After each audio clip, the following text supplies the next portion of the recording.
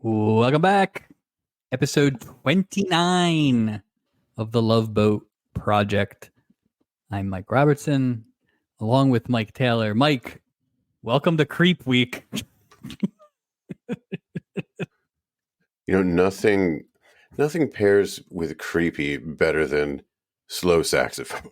You know what I mean? Let's lessen the blow of creepiness by slow saxophone. With the soft rock stylings of Eric Estrada. And it was this it was bad. Eric Estrada was a sneak guest star for me because when I looked at the synopsis Right. Coming into this season and last week, IMDb usually gives you two synopses. One is pretty short and one is a little more extended, and they usually put the actors' names in parentheses in there. Right, and right. and Eric Estrada and poor Jim Warren never made the story. So when I saw old Double E pop up in the portal, so I was like, all right, he will counterbalance the quote lecherous red buttons. So did he? Yeah, that was. We'll find out. So.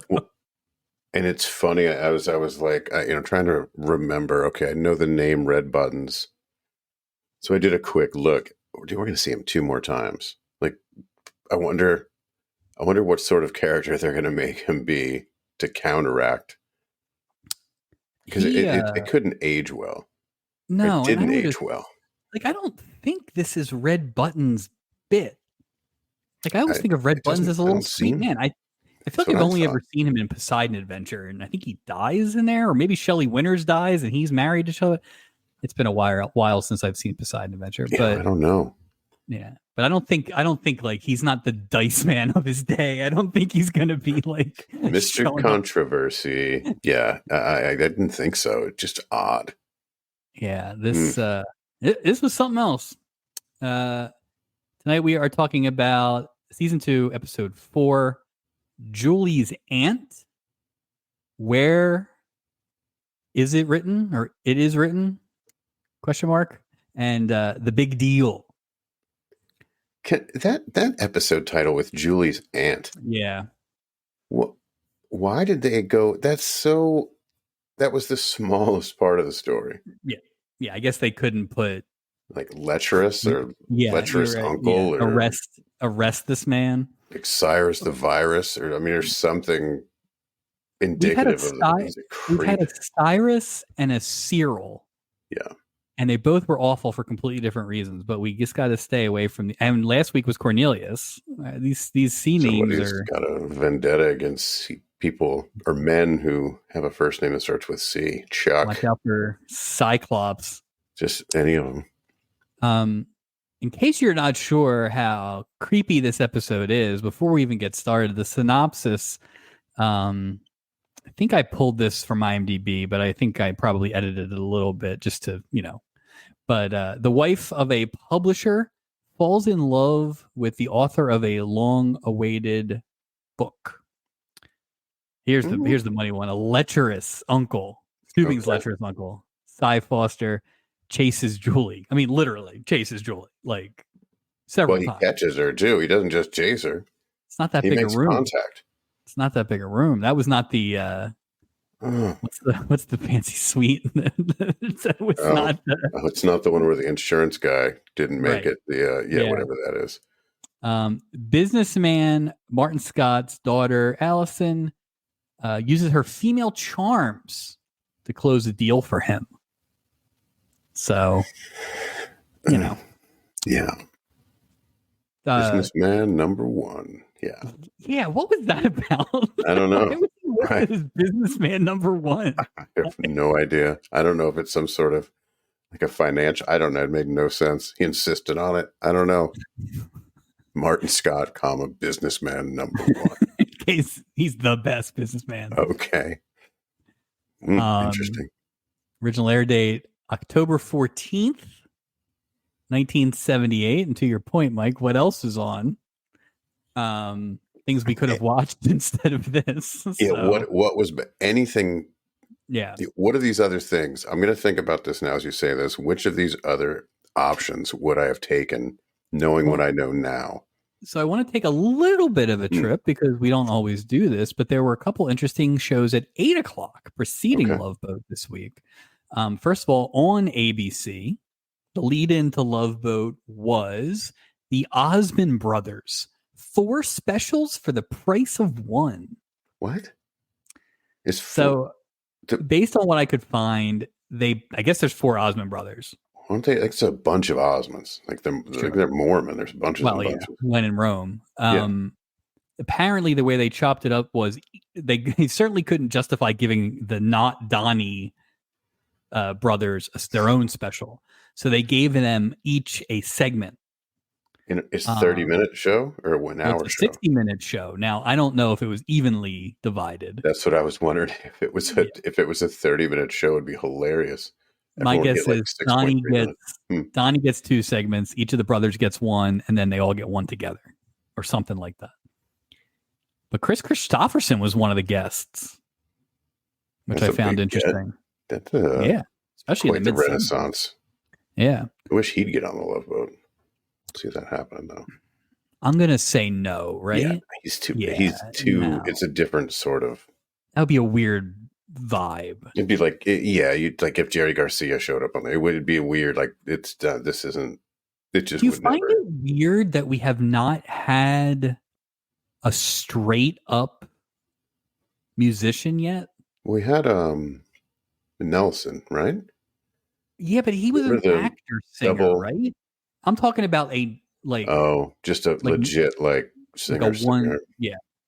Because you think about, we had Frankie Avalon, right? Yeah. But we've had actors who sing or singers who act. But I'm talking about at some point, right? We're going to get somebody known for their music instead. Right. It just feels like an easy way to kind of transition a little bit.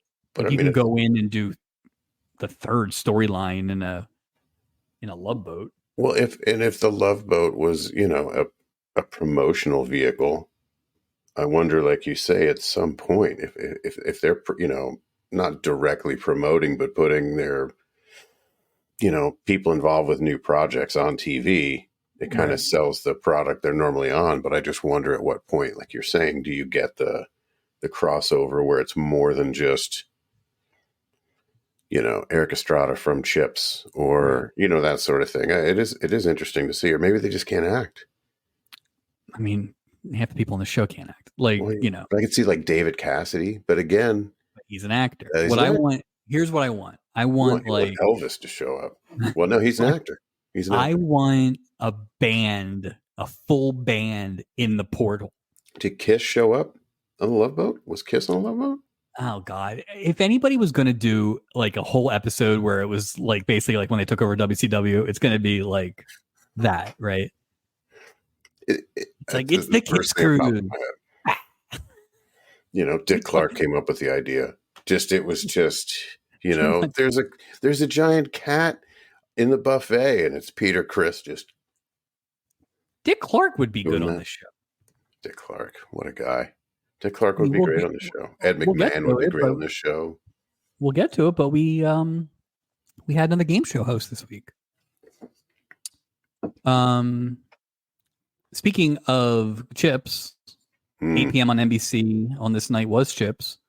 So Estrada led into himself. If you were Estrada head, this was a big night for you. Big night for Double E's. Woo! On Chips, the team encounters a trio of skateboard wizards. Oh no! Oh no! And you know what that means? Skinny, plastic, tiny skateboards.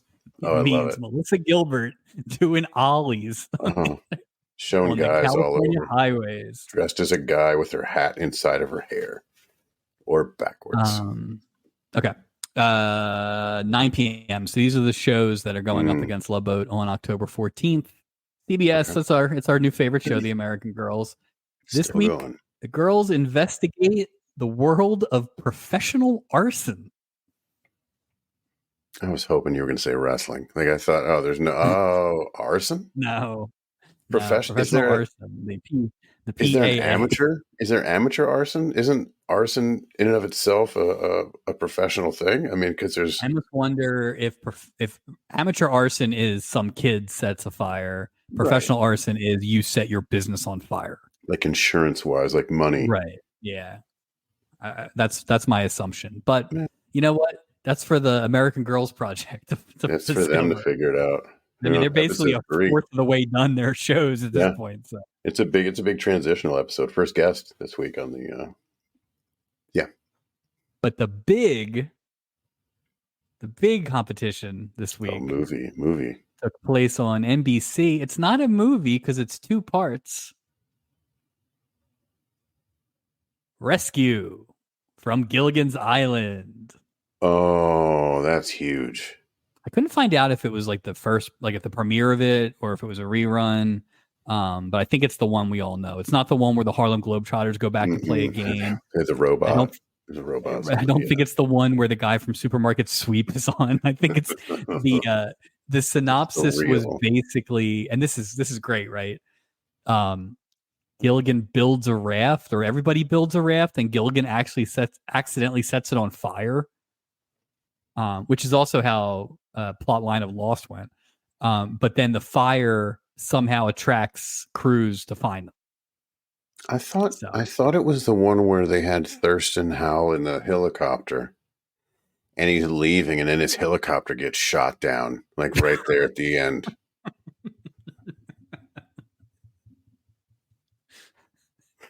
And they had a show called After the Island. After famous author, I cannot pull these names anymore. So, I didn't write it down, but I believe earlier in the day on NBC was Game 4 of the 1978 World Series. That's the Yankees and the Dodgers. Ooh, I just watched a 30 for 30 about that. Like classic Saturday afternoon World Series game. We're fans. That was Yankees, right? That was Mr. October when Reggie went crazy.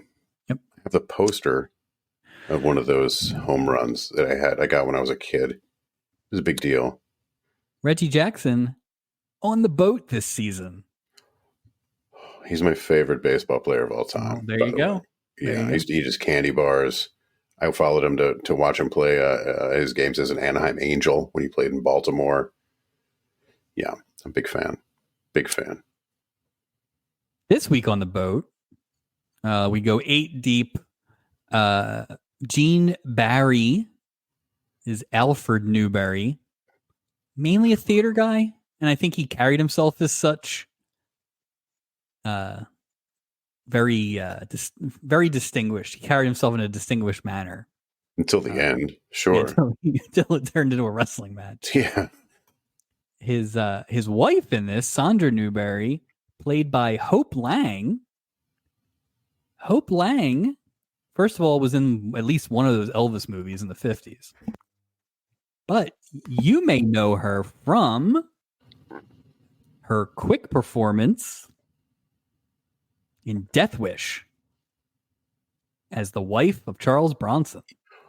Oh, wow. Yeah. I didn't make the connection, but I'm looking at the picture of the guest stars. Okay. And I didn't make the connection at all, and I went looking to see kind of who she was.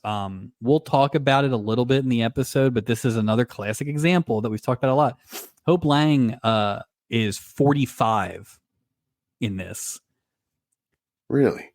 Yeah, and it's just that thing where this isn't the Love Boat's fault, because I looked at a couple of clips. At the time? Yes. It's just people over 40, women over 40 just were not allowed to look better than they looked, or they were made up to look older, or whatever it was. I mean, she's a very attractive woman, right? But it's like, I would have got mid to late 50s. The way they made her. Yeah. So. No, I agree. Wow, you say Death Wish too. I am long overdue for a rewatch of that movie. It's been years and years and years. I watched the clip of when they enter her house, and I totally forgot that Jeff Goldblum was among those ransacking the house. So yeah, I got to watch that again. Don't watch Death Wish. I want to say 5. One of them has an exploding soccer ball that kills someone. So. Yeah, you only get 3 wishes. How are you gonna have five? And Well, you can't wish for more wishes. That's I wish, ridiculous. It I breaks the wish, rule. I wish I hadn't seen Death Wish 5. I wish they never. Uh, the aforementioned Eric Estrada as Jim Warren. He's on the boat. Mackenzie Phillips plays Allison Scott, who ends up being his love interest. Mackenzie Phillips, only 19 years old. Amazing, which means she was like legit like 16 when she was doing One Day at a Time to start. It's funny. She has what's the way to say it? She has non-conventional looks. Yes. It's interesting to see someone that young like involved in these two like big, big shows. And she didn't look like Suzanne Summers. She had her own. But I also think it's that thing where she's 19 playing 24, and I wouldn't have thought twice about it. Like, it wasn't. Put it this way: her and Estrada are 10 years difference in real life, and it didn't feel like that, and not in a negative way. No, really. I actually thought she was really good. I don't know that I've seen Mackenzie Phillips in a lot of not One Day at a Time. So, yeah, I thought she was great. I mean, we'll get to it a little more. I don't know how good you could only be so good at this role, but I thought she did a good job considering. Right. Yeah. Her dad in this one, Alan Ludden, as Martin Scott, businessman number one. Two things about Alan Ludden that you need to know. He hosted Password for like 16 years. Not Super Password, regular Password. Regular Password. I like that. I always like that show. Yeah. Pre-Bert Convy. Secondly, he was married to Betty White until he passed away. No kidding. Yeah. Who knew? I didn't know that. Yeah. And again, I kind of thought Alan, I didn't really know who he was right away. I was like, I'm enjoying this. I'm enjoying this Alan Ludden. I was like, this guy's clearly not a real actor, but he's not trying to do too much. Yeah, just be like wallpaper. Just be there. Yeah. Be a good dad. Open the door a bunch of times. Wear those sunglasses. Yeah, just imply things, but don't really say them, but like strongly imply them. Sure. And it's funny because I'm watching this episode on Father's Day, right? And I was just like, wow, what a wild episode to watch on Father's Day. Jeez. Yeah, I mean, we'll get to it, but there's only one word to describe what he was doing with his daughter at one point. He does realize it, but does he? I mean, he kind of realizes it. He realizes he should realize something. So listen, I am not wearing my captain's hat this week because, as we talked about before, I want nothing to do with no association with this. But I was looking for a pimp hat this week because I can say pimp hat. Yeah. It's hard to find a quick, there's no like pimp hat store because essentially Martin Scott, multiple pimp things. Martin Scott pimped out his daughter to Brad Collins, played by Sam Groom, who looked really familiar. Yeah. But again, couldn't find, he was in some Law and Orders. I assume that's where I knew him from, but he's got one of those faces that you just, like he was maybe a substitute on Different Strokes, like a substitute teacher, who knows. And, in a episode where you can kind of get buried in the line for creeps, he was definitely a creep and a bit of a dick. Yeah. So we'll get to him. Huge dick. I always get what I want. Remember that whole, he was just, he didn't, I'll say this, businessman number one didn't have to imply much. So was he pimped out, or was he taking that pimping regardless? So. No kidding. Say businessman number one, pimp number one out of two on this episode this week. Richard Mulligan is back, playing a much different character than his marriage counselor in season 1, Mark Littlejohn, the alcoholic Lotharia author. Was not a fan of the hold on. And finally, we already Talked about him a little bit. Playing Uncle Cyrus Foster is Red Buttons. Do you know that this is the third Foster surname we've had in like 10 not even 10 episodes? I mean, Gary Bananas Foster, number one. Who's the And then second Foster? We had Roy Foster. Oh, I forgot about Roy. Of the prostitute enjoyment. That's right. That's right. And I think those were like final 5 episodes from last season. So in the last 10 episodes, they've gone Foster 3 times. Is this a tribute to George Foster? God, I hope not in this case. I think he won the 1978 MVP. So maybe it is. I mean, maybe. It's funny to me sometimes, like you can put together a name and they just sound so made up together. Yeah. You know what I mean? And these normally sound all right, but I see what you're saying. Like there's no, like Eric Estrada, there's no ethnicity to his name. His name is Jim Warren. It's not just that, but it's like you're a musician now. Like it should be Jimmy Warren or Slow Jim sax, Jam Jimmy Warren. Yeah. Or Jimmy Warbles Warren. Like it should be something. Jim Warren sounds like you should be selling insurance. Yeah, Jimmy, I love to dedicate songs verbally in a very specific manner. Warren. Awful. Who asked him to come on the cruise ships? Who sought out Jim Warren to be like, we got to have you on the ship. We got a 3-man band. We play the same music every week, but we know what we're missing. Slow sax. That's what we're missing. Slow sax. When I think slow sax, I think Jimmy Warren. That we should really know this. Is this only the second booked act ahead of time? It was Mitzi and Lenny? Second booked act. Barry King was on the fly. Nobody introduced him though. You notice that. And why would the saxophone player have talk? Well, he's the front man. It's like he's like the guest. He's like Brian Setzer. Yeah, this is my orchestra. Kenny G had a band or something like that. Portal report this week. We're still mostly in what appear to be shots that they're taking from the episode itself. Yeah, I noticed that too.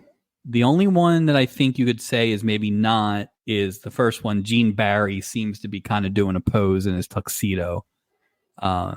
But even that could have been. Yeah, it could have been part of the thing. Yeah, because he was wearing it anyway. Yeah. Yeah, but everybody else is like not looking directly at the camera, or it's clearly like exactly that they're just like responding for something. So I don't know. Well, I wonder when we get something that's not repurposed. I wonder when we get those clips that are actual porthole clips, because I know it's coming. I mean, I know Happy Days did like return, but there's more. We had a few, right? Yeah, I thought so. We'll talk about it as we go. Makes the call? I think it's possible this episode was shot in different time, or different segments, because there's a lot of there's no crossover. There's a lot of green screen. There's a lot of obviously we go off the boat. Well, there's no captain's table. You don't see all these people together in one place. Right. It's like Radar eating brown liquid at the captain's table, but all you see is him. Yeah, if you take the crew out of it, there are 3 completely siloed scenes. You don't get anybody walking in the background. You don't get anything like that. Nothing. But we do get a wave shot. I noticed that. No close-ups. Yeah, that was weird. Still got I like that they still have the shot. I'm good without the close-ups, due to the portholes. But I do like the ticker tape, even though I don't really understand.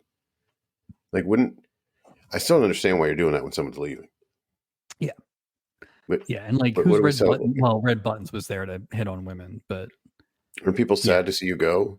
I don't understand what's happening. I've never gone to the airport and dropped somebody off and then threw like a glitter bomb down when I dropped them off at the airport. Woohoo! It was also a very extended wave shot, which matched a lot of the padding shots. We got a lot of the stock footage. A lot of filler. We got one of your favorites, Was that long sleeve Oh, Steubing with the walkie talkie? Yeah. I yeah. think we might have gotten the beer loading again in the beginning. There I was thought I saw that too. some of your favorites. It was So a prime episode where they could have shown me stewing with the sticks. We haven't seen that in a few episodes. yeah, they probably burned the tape. They're like too much. Degraded footage. Anything before we get on the boat? No, and it's like a Band-Aid. The sooner we get this Band-Aid on, the sooner we can get this Band-Aid off. Ugh. We mentioned it at the end of last week, but just a reminder, the IMDb fan ratings, which we have kind of learned are generally about the same. But when you see an outlier, you see an outlier. This is a 6.2, which is the lowest that we've had since episode 17 of last season, which was the guy who stole $1 million and then tried to hook up with a cop. And this is we will not have anything this low till season 7. Was that the Hulk Hogan one?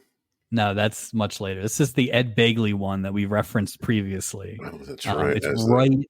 I think it's right at the end of the Julie run. So it's nice that this is a benchmark for a lack of quality, or it's a benchmark. We will talk about it. Like, I don't put it this way. Episode 17 last season did not win worst episode by us. It doesn't necessarily equate. Good point. Good point. I do think there are obvious reasons, just from the synopsis alone, of why people would rate this pretty low. But let's find out if they're right. Maybe they're wrong. Who knows? It was quite a journey for me, I'll say that, on my multiple watches. But let's get on the boat. Gopher welcomes in the Newberries, Sandra and Arthur. And old Burl lets them know that he's got a cablegram for Arthur from renowned author Mark Littlejohn. We don't get a lot of cablegrams. This might be we had when Michelle Lee was faking being a famous person. I think that was the only one. Right? Fake messages. Wouldn't you only use that in in an emergency? Or like the Sting? Right. Like this is just like, hey, sup? I'll see you in a few. Like what was the point of all that? Like this is the 1978 version of texting. I'll be there in 5 minutes. Like, LOL. Right behind it. He beat the cablegram. That's how slow. That's how slow. He sent it a week ago. It just got there. But it's funny. Why are you going to send a cable? Everyone lives in LA. Why don't you just call them? Why don't you just? A letter would be quicker. You could drop it off yourself. Well, and really, all this does is make Sandra aware that her husband has invited famous author, noted drunk Mark Littlejohn onto the boat because he's got a chapter to finish for his autobiography, and Alfred. It's Alfred. I keep calling him Arthur. Alfred is his plan is to basically bring this guy, this womanizing boozer, onto the Love Boat, thinking he will finish his book. Yeah, he won't. There'll be no distractions. I mean, people come on here to write their thesis. Right. So it's a great idea. This is the dissertation thing again. Yeah. Oh, yeah. It's a dissertation. That's right. On the pool deck. It's a perfect way. I mean, he was reading on the pool deck. So. And listen, give credit to old Al Newberry. It worked, but what a way to get there. So that was a bumpy road. Very bumpy road. Unnecessarily bumpy, Mr. Alfred Newberry. Littlejohn comes in hot. He hits on Sandra. He hits on Julie. He gives Gopher an autograph on the list of passengers, which is the only security information we have. And now one of the names I can't say it says Alfred or like Armand. Now you've put a smudge. If this ship goes down like the Titanic, we don't have a manifest. There might be confusion. Worst Mark Littlejohn autograph. We just have to hope that everyone perishes. Just from a list point of view, it's just easier that way. I will do. I have a question for you. Yeah. In my rewatch, I felt like the things started getting creepy as soon as Mark Littlejohn showed up, in the sense of like how he was with Julie. I was, and my question is, what was the acceptable line in 1978 where like, okay, you're good, but you just can't cross this line? Because I'm watching this and I'm going, oh, but I know it's coming, but this is really just lowering the drawbridge to more creepy. Right. Like, It was really that? threw me off. It really Whew. threw me off because I was so primed for Red Buttons being the creep. Yeah, And I then they didn't have creepy expect this. behavior in all three storylines, and it did kind of throw me off. Because I think this is this one, yeah. Again, in rewatch, I felt like this is when it all started getting weird. I do think you can also see the argument that they want to establish him as a womanizing, alcoholic, eccentric writer. And if you hit on two women at once, Broad it's brush, more. same thing. So I think that's the only thing. But that said, and I love Richard Mulligan. He's playing this guy like he's taking big swings. He's not, you know what? This is the opposite of Norman Fell's performance. Oh. Like in terms of effort level. This is like And I read that during the filming of this on set, he stayed in the Mark Littlejohn character. He was drinking giant glasses of Irish whiskey. He was grabbing women by the arm. He wasn't finishing stories. He'd leave like one chapter out of all of them. Yeah, wild times on the set. Method Mulligan, that's what they would call him. So. I just think it's funny that somebody saw this and they were like, Empty Nest. We need this guy on Empty Nest with that golden retriever St. Bernard mix. We need that. Meatballs 3. Exactly. So. Quite the springboard, Mr. Mulligan.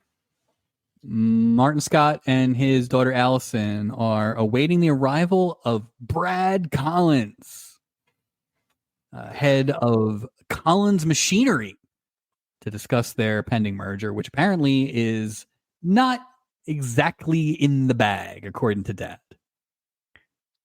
What do you think Collins Machinery makes? Don't say machines. Yeah. Machines or Aries.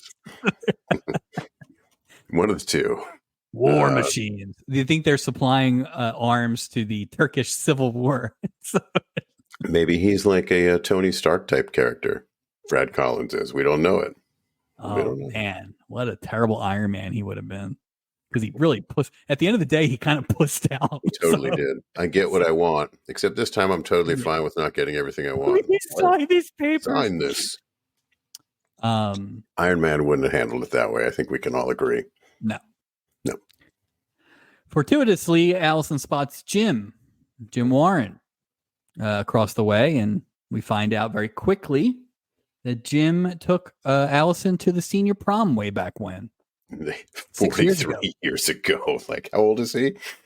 Oh, I took you to the prom 25 years ago. Yeah, okay. Estrada was born in 49, so he's almost 30 here. So they're both basically 5 or 6 years off their age. They just one is up and one is down. So 12 years ago, we went to the prom. She's like, 12 years ago, I was 12 years ago, I was we did not go to the prom.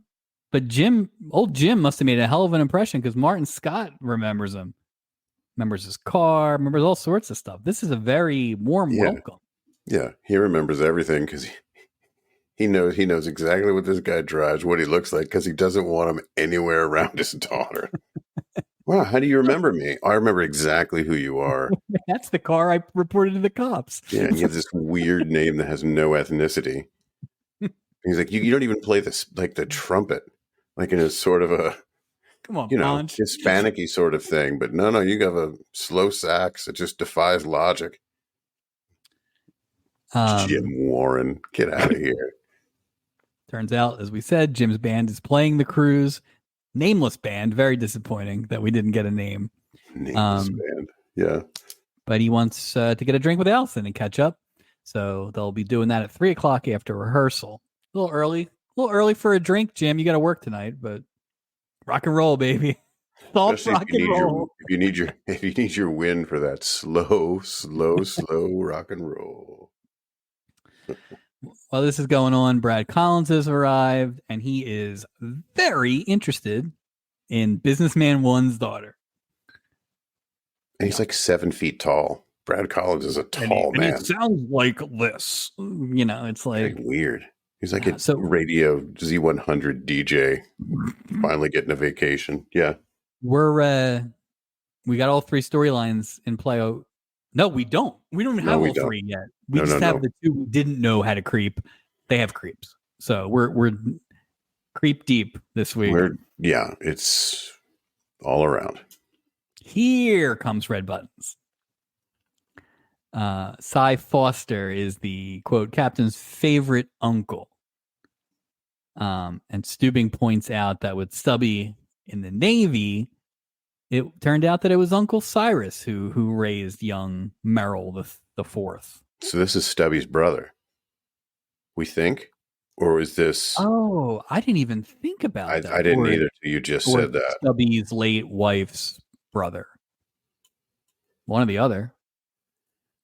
But I feel like Stubby, a real Navy man like Stubby, wouldn't leave his kid with his wife's brother. So yeah, I think you're right. I agree. Man, does that change anything, or does it? Because to me, it kind of makes it a little worse. Because I love Stubby so much, I can say. Yeah, you're right. Let's make it the wife's. Yeah, brother.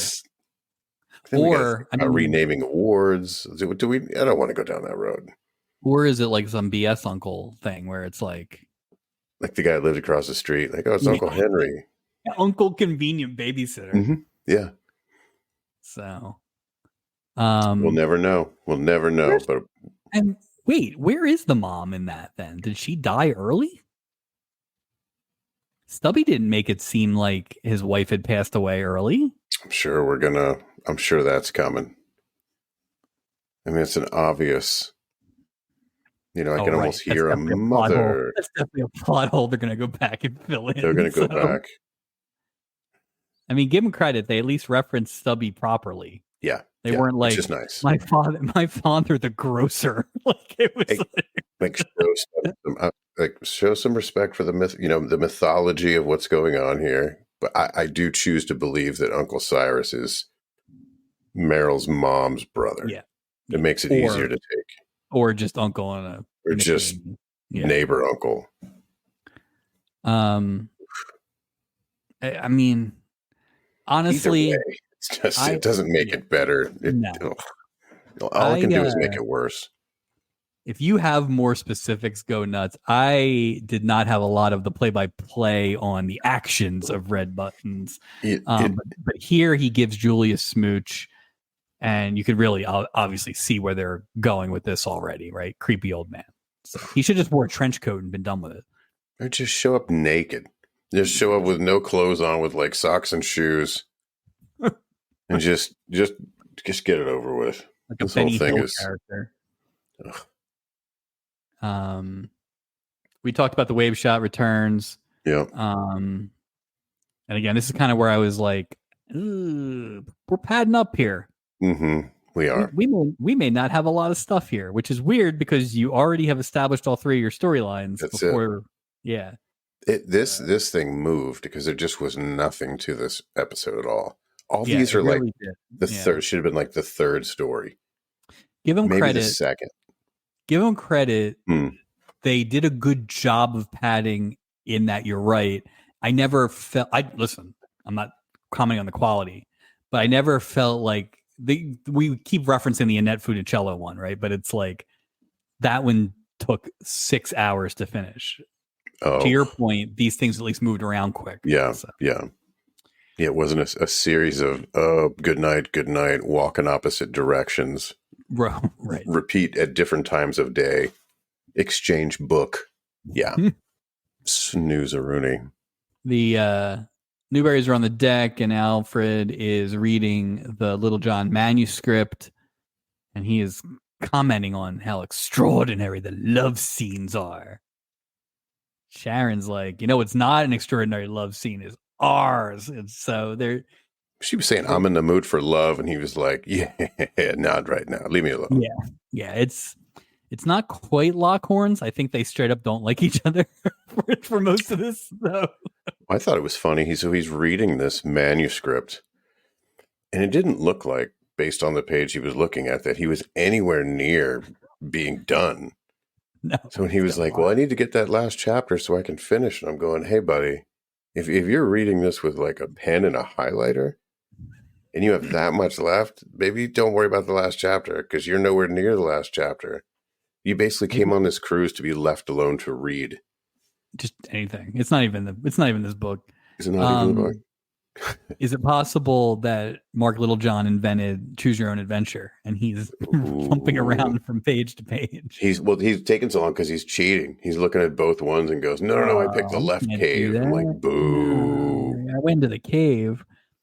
Or a pop-up book. That's what's taking so long. Never try to edit a pop-up book on the deck of a cruise ship.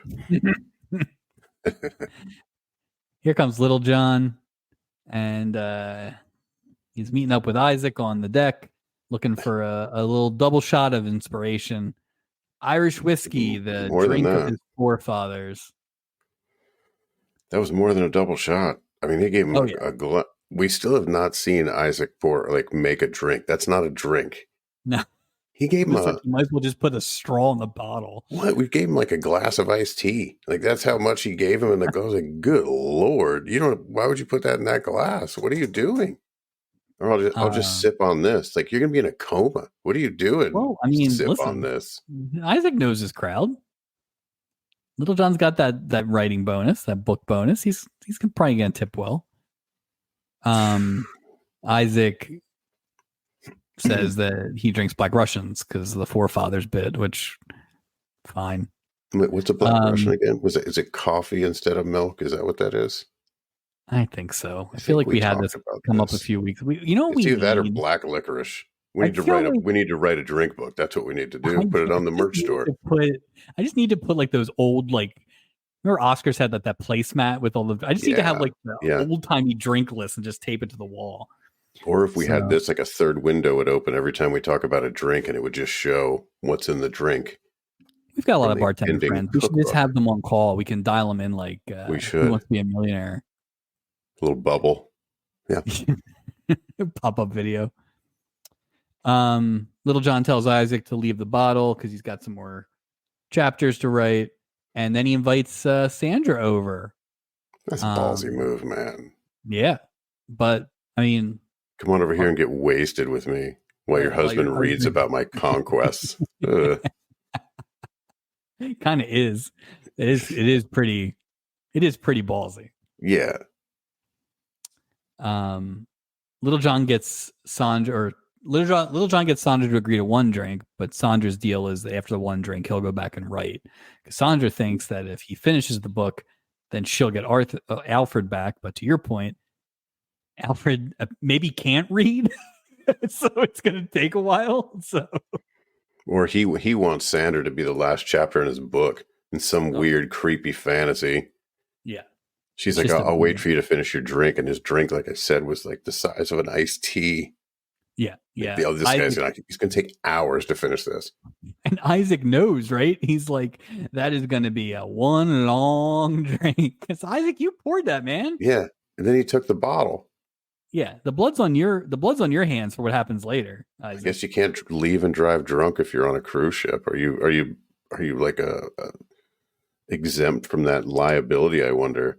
Over serving. We had this conversation when Shecky Green was getting drunk, and he was like somebody who said he didn't drink.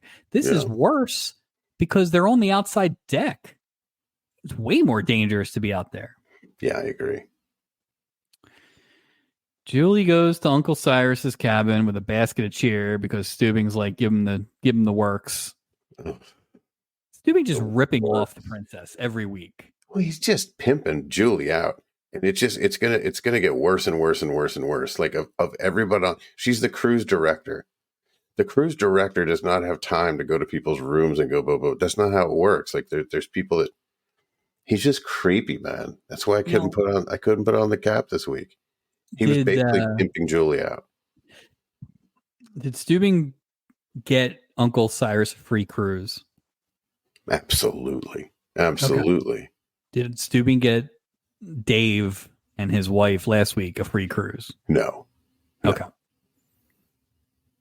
So, I mean, Cyrus got a pretty small room. He might have gotten the Barry Keys room. So, if he is That's giving where him the they free put the room, older comedians.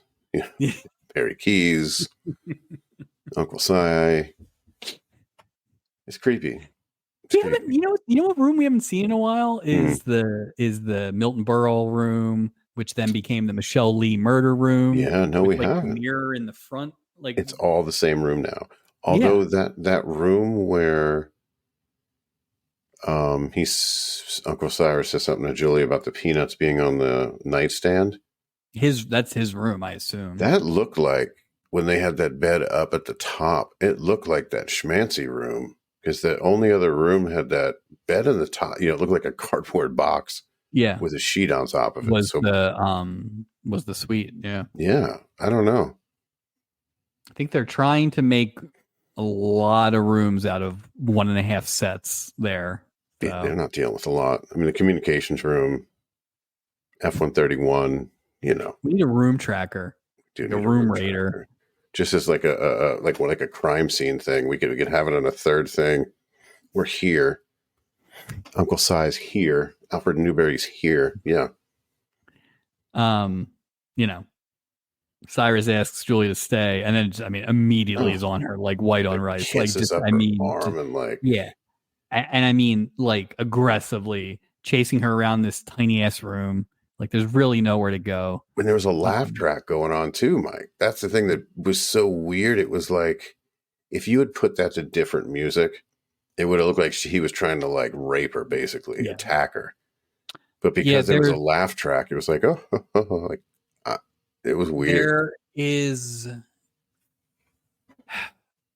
my first watch. I was like, they're playing this for laugh, which doesn't make it great. But if they give the comeuppance and all that stuff, I can Sure. Watching it the second time when you kind of know the level of comeuppance and everything, it's like you almost had to play. This is less. Is this less creepy, or creepy is not the right word?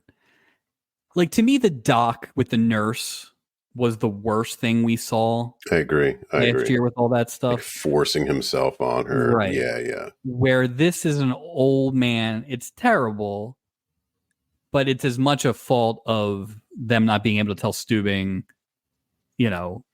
all that kind of stuff. So playing it for laughs with an old guy who clearly isn't, I don't like it. I don't need it, but I think they did what they could do there, I guess, is what I'm trying to say. I agree. And I think that's part of the issue I think about is, and this is throughout this entire episode, it's interesting to me what was allowable or what was entertaining or what was funny. Because nowadays, right, again, if you had a scene like that in a TV show, you couldn't have a laugh. Like, it's just not, it's just interesting, who's that guy, that big, the hedgehog, they call him, that big Ron Jeremy, for years was whatever. And now he's going to like prison for like, yeah. I'm just saying it's weird what was accepted back then. Like, obviously a man, well, I don't know. You see all kinds of stuff on this show, but the fact that this guy was older, it's just interesting. It's just not essentially it was a get out of jail free card. Like what price did he pay in the end? And I don't think they skirted the line as much as they think they did. I totally agree. Because it's like 4 or 5 scenes of terror. Well, each one gets increasing. Right. It's not like 1.5, right? Like, it's a lot. He was holding onto her foot and like wouldn't let her go. Like she was trying to like crawl away from him. This particular one, she has to shove an apple in his mouth and run into the hallway, which seems like a lot. And she runs into Doc, of course, because who else would you want to run to in your time of need for this than Doc? I did get a little worried because Doc kind of blew it off. They all step up later, so Yeah, I was I glad. was hoping that wasn't gonna be a thing. I was a little worried. But and again, I think it is that thing where by having the crew act the way they did both ways, kind of taking it lightly at the start and then stepping up, is again, this old man is harmless. That doesn't make it right, but that's how they're trying to. You have to have the crew react like that, otherwise you can't have the storyline because it's not harmless then. Well, let me ask you, when you say harmless, right? Like in this, what do they mean? Like, well, he's not gonna penetrate you. He's just gonna like make out with you and like on your face and neck. That's what I'm saying. It's like, I think that's how they look at it. Is he's an old person who clearly isn't a threat to you, right? Like in whatever way. Just deal with it. Emotional trauma doesn't exist in 1978. No, God. No. So God, no. I don't even think seatbelts existed. So yeah, they should have gotten a seatbelt and tied him to the bed. No kidding. Put him on the roof like Aunt Edna. Weirdo. Oof. Yeah, I agree. Jim and Allison are having that drink, reminiscing about their last 6 years and kind of what they've been doing since that awesome prom in an undisclosed town. Wait, 6 years ago, Erik Estrada was, what was he? He was 32 at the time. What was he? Really, 6 years ago? That's the number they figured. Well, she's 19. Yeah. Okay. Okay. All right. Oh, so they aged her 5 years and made him like 20 years younger, or 10 years younger. Basically. Yeah, I mean, I don't know. It didn't strike me in the moment. Now, this was more because I thought Mackenzie Phillips was probably around 25, as opposed to being 19. Yeah, but that blows me away. They do manage to get a lot of exposition in here, basically how desperate Martin Scott, businessman number one, is, and that he's like, this is his last card. And they're trying to make sure you know that Allison needs to do whatever it takes. Yeah. To get this deal. Like if you had any question, you know what it is? I think I get slightly annoyed at the Erik Estrada role because I feel like this doesn't even make sense for Erik Estrada to be playing Jim Warren. It makes zero sense. Showing range. Obviously, range. Yeah. Oh, fake saxophone. Fake. Okay, I'm with you. I bet you got work off of that. Real? I'm serious. I think he was approached after this for he was doing the Kenny G story. I think that's what he's working on now. He plays the sax in Glenn Frey's "The Heat Is On." Speaking of Dad, Martin shows up with Brad, and those guys are wearing some outfits when they show up too. Yeah, they are. Dad's got the leisure jacket on. Brad invites Allison to come play some blackjack. Allison doesn't know how. Brad says he'll teach her. Allison says, I got to go home and get changed for dinner. But business before pleasure. That's right. That's what I always say. Yeah. And that's pretty much the line for most of this. That would have been a great story title. Instead of what they went with, business before pleasure. It would have been a great. You're right. That would have been a better story title. We need to come up with a story title for Julie's aunt too. Oof. Yeah. Mace needed. Back out on the deck, Little John is still working on that drink, and he begins flirting with Sandra, and he is clearly wasted already. Yeah, super hammered. He's boat drunk on whiskey. Yeah. Yes, he's very boat drunk. He has the line, "I'd love to immortalize you," which is just like, I wonder what writer they are parodying. This Hunter S. Thompson, without the drugs. See, I almost thought it was like Norman Mailer or one of those guys. Because he's just like egotistical. Who writes like romancy stuff? Like who is Danielle Steele. Danielle Steele. Are you Daniel Steele? Plus, is it weird that Mark Littlejohn, who I assume is a novelist, is writing an autobiography? Yeah, I don't. Right? If you were an author, wouldn't you be able to just whip through an autobiography? It's not like you got writer's block. I can't write about myself. It's hard to write about yourself. Oh, just keep it basic. It's real easy. Mine is like 10 pages long. Mike was born. Mike grew up. Mike has a job. I had to write like 3 lines when I got a new job to Yeah. announce to the company, and like it was awful. I hated it. Oh, Ugh, the worst. I it's couldn't even get in on my conquest. well, it's funny. I was hit with one of the big wigs in the company I work for was like, so Mike, what do you do for fun? Yeah, I was I'm not just gonna tell like, you. Nope, I'm uh, not gonna tell you. I'm not going to tell you what I do for Nope. fun. I think Oh, I said, I love traveling. yep. Oh, It's and reading, getting outdoors. reading, Yeah, a long prayer. Um, big hiker. that's like that guy. Remember, told that guy at the Halloween party I was a personal trainer. That one. I'm businessman number one. That's right. I Personal own trainer number 4. I own Collins Machinery. We Just make vague. machines. That's me. Let me fake play some saxophone for you. I'm gonna Can be we can all of we these in put one. can we put a Collins Machinery T-shirt in the store? Oh, absolutely. Absolutely. We don't have Oh, enough maybe stuff for season 2 yet. We like a got to like update. a We like got to a update that. Collins truckery. Is that what you said? Machinery. Well, I Machinery. don't know. They never do say what Martin Scott's company is or does. No.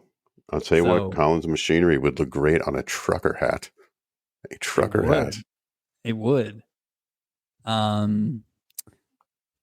So Gopher tells Doc that the last Little John book he read it in a cold shower. Oh, yeah.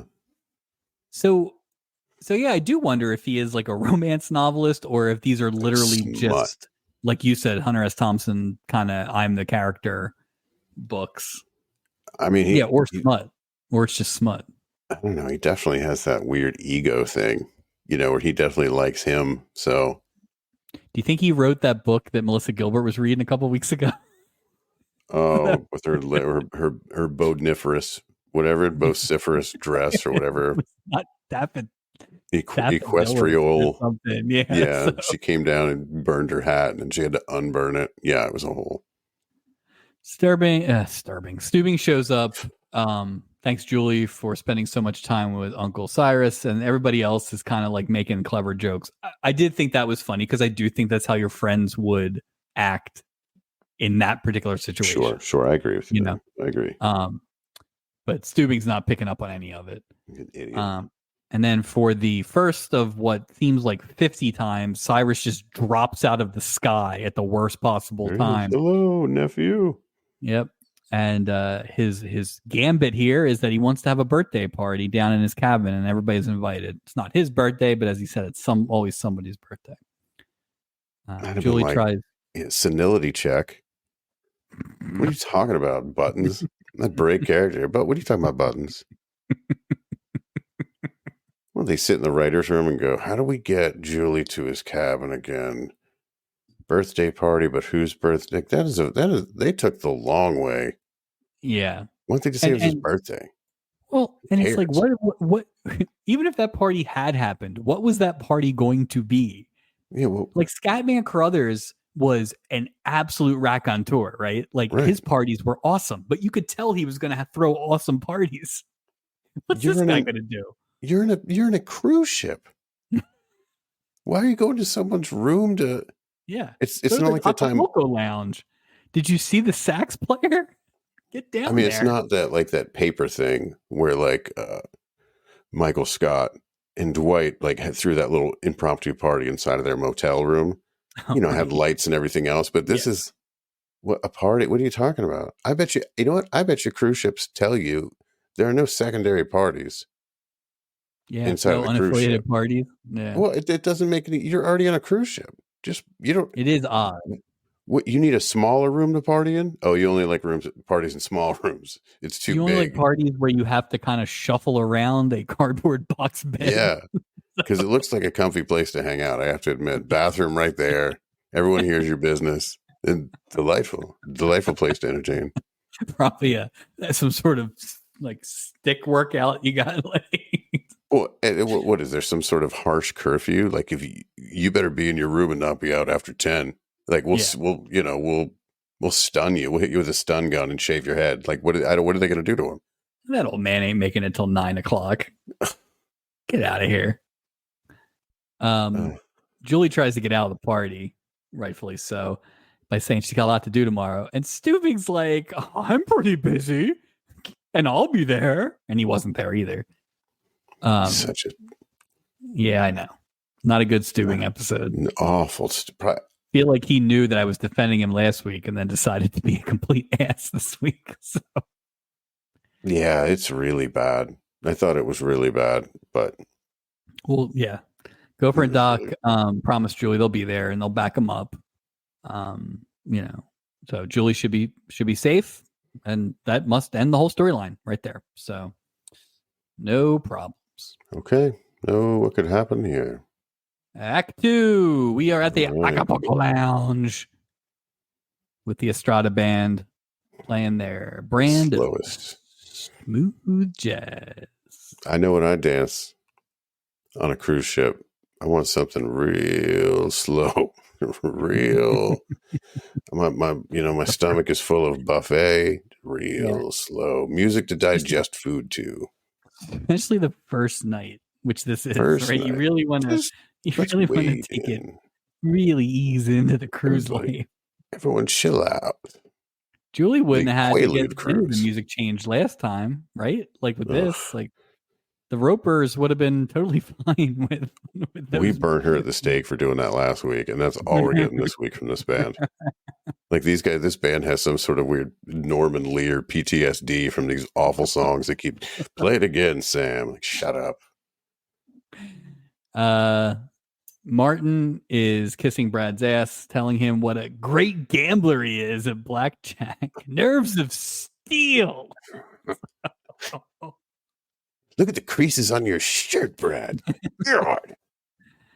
This is where Brad sits back and he says, well, I'm a natural winner. Okay.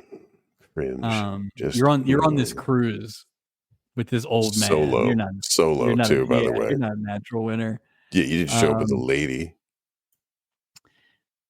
Then Isaac comes over with 3 scotches. And this asshole tells him. Lot. Oh, yeah. That's right. I forgot. Yeah. Isaac's like, here's your scotches. He's like, these aren't the scotches we ordered. This is bar scotch. And Isaac's like, no, that's the stuff you wanted. He's like, nah. Take him back. Am I missing something? Is there something lost in translation? Did he? Well, I didn't understand. What are you bar? Like, what are you talking about? I assume bar scotch means like the house brand versus top shelf or whatever. Brand versus top shelf. So, like when I go to places, I generally don't care. Right. Sometimes I'll ask to see what they have, but like I'm fine with whatever, like bourbon or whatever. And he'll just say, whatever the house is or something like that. Sure. If you're some asshole who's like, I want, the finest scotch that is on your boat. Like, finest scotch that I can drink in the sun. Yeah. Hot day, nice glass of. This Brad Collins is just an asshole. Like that through really, and through, he's just. That really made me mad. That really. You saw the look on Isaac's face. Yeah. Isaac should have. Come on, bro. Isaac should have hit him with all 3 glasses. He should have picked up the glasses, spun around, and then just given them right back. Here you go, sir. Just as. Yeah. I did not like that. Sorry, Brad. Natural winner. Does that seem like an odd cruise drink to you? Not to. Yes. Like well, you're inside. You're inside and it's night. Then that's okay. But outdoors in the sun, I think that'd be odd. Yes, that would be weird. But I think at night that's fine. I'm not a scotch guy, but like I think as after dinner drink, it's not great. Right. Yeah, because I'm thinking this like Planter's Punch. We normally see that, or Pina Colada. Right. Or I'm not taking it down to the pool. Like that would be weird. Scotch to the pool. What are you doing? I'm getting on the diving board with my scotchy scotch. It's odd. Scotch and flip-flops. Like a bottle of scotch shouldn't come with a pair of flip-flops. Perfect for the beach. Brad gets back to flirting with Allison. And this is so they get up to dance. And this is where Jim's like he wants to dedicate the next song to Allison, but when he looks out on the dance floor, Allison like is basically like, no, don't do it. And so he panics and says it's dedicated to Julie. And I'm not going to beat up Julie for this. She had a rough week, but it's like, you would be like, Julie's reaction should be like, huh? But she was what? like, oh, she was so happy. Because she's just, poor Julie. Poor Julie. That's why I booked this awesome band. Oh, and it's funny. We're talking about Brad and Allison and Businessman Number One. Like, I just kept waiting for Martin Scott, Businessman Number One, to say to Brad Collins, say like, my daughter really likes it when you kiss her right below her right ear. Like, she's like, how much further can this guy go to like serve her up? She goes back to the room and he's thrown all her normal clothes like into the ocean, and he's just got like, just why are all these spandex cat suits? Like, what is going on here? Is that a Collins Machinery hot pants? What's going on here? Why are all my shirts cut in half? The Newberries are discussing love, and it's going about as well as you would expect. So, I can't imagine that this was a very happy couple pre-cruise. Right. So, I mean, in Sandra Newberry's mind, it's not like I hope I can't imagine that she was like, oh, it's going to be the most romantic cruise. Like, hey, you know what I mean? Tiger stripes, ma'am. It just doesn't work like that. I think it's a version of the Leslie Nielsen, Eva Gabor scenario, where now they went on the cruise knowing that she had to give a speech, but don't forget, what actually pissed him off was she was also like working on a book something else, right? Yeah. I think she was promised a vacation, and literally the first thing that happens when she gets on the boat is she finds out that it's a working thing. Yeah. The second thing is he's reading one page. An hour. Right. A 500-page manuscript. Done. He's never going to, he's writing like this with his fist in a crayon. He's never going to be done. Al compares their love to his neck. I know it's there. Oh, I don't think about it unless it rains, because when it rains, then his neck hurts. Boy, this guy, for an editor, this guy's got a way with words, huh? Yeah. Yeah. Read the room, Alfred. Jesus. Like, I mean, you don't have to be complete dick. You don't always have to go for the joke, Alfred. Or just why take the long way? He should have just been like, "Shut your mouth, Sandra." Like, shut up. How do you think we pay for these cruises and your fine jewelry and your low-cut bathing suits? Editing money, Sandra. I don't think they're even the Lockhorns, because I don't think he's actually like a warm enough human being to be the Lockhorn. Right? No, like he's just like, he described her to his neck. Yeah. Which for a while. In detail. In case you were wondering what I mean by that, let me tell you. Elaborate. Sandra brings up Little John, which of course pisses Alfred off, and he calls him a drunk. And then I will say this: this is why I think this guy is a good theater actor. It's a really nice piece of acting. He calls him a drunk, but he's got his own wine glass in his hand, and then he looks at it and he puts it down. That is a piece of business right there. I appreciate the detail. I love attention to detail. I really think that these theater actors that they get sometimes are the best people on here. You know who was a theater actor? Was the guy with the How to Pick Up Women book, the nerd. Like, sometimes he was great. Right. He was great. I think these guys are like perfect for this thing. They just have the touches that the writers do not bother to have. They do a little something that Norman Fell refuses to do on this show, and that's called act. That's what they do. They bring them on. It's funny.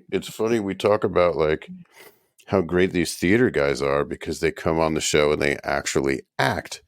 You know what I mean? The bar is so low for anyone who's like on TV. Yeah. That like even Eric Estrada, and I wouldn't call this the strongest performance by a guest star. There's not much to it. And because like he just didn't offend us in any way. Like he's league average. He's league average, which is total really average. Yeah, I totally agree. And but that's almost like the expected quality. I think Yeah. anything above is above, and like wow. I hope we don't have enough examples of this to make it a category, but I do wonder if we need to start thinking about the Mail It In award at the Stubbies. We have not had a lot of people who just completely skate. Like a lot of times when we have complaints, it's more that they didn't give them enough to do. Right. It wasn't the So we effort. should, Was we should keep an eye on that just in case. It is interesting. Norman Fell Award. I think a great example too is if you look at Richard Mulligan in this episode, right? And Mark Littlejohn characters, a Lothario and all this. He's given 100% on here. Yeah, I think he's absolutely. Well, perfect example we talked about last week, but like that, the guy who played Captain Dave, like that's a great acting job. Yeah, I agree. Because I don't think that guy is like that, but he made me hate that guy. Remember, it's the same guy that sang the 8 is Enough theme song. Oh, I meant to say, I listened to that song.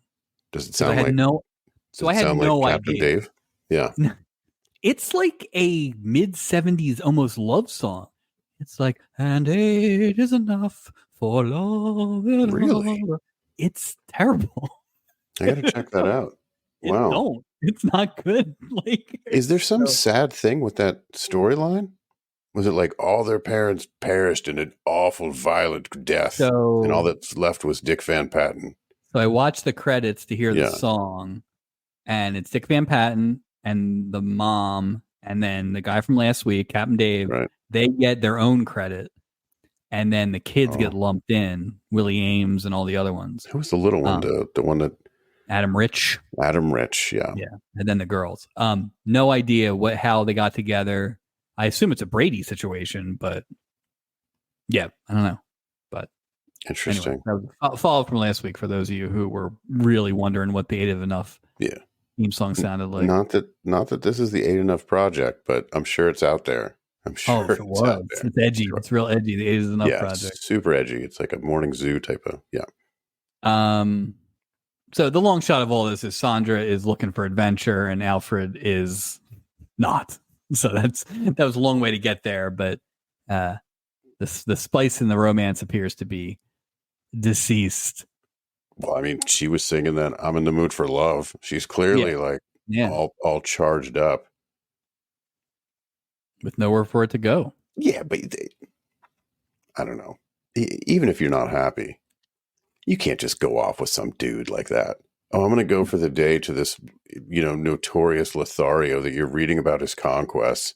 Well, guy you hate. Come on. And guy you hate. I'd be like, no, you're not going by. Are you kidding? No. Yeah, but here's the problem.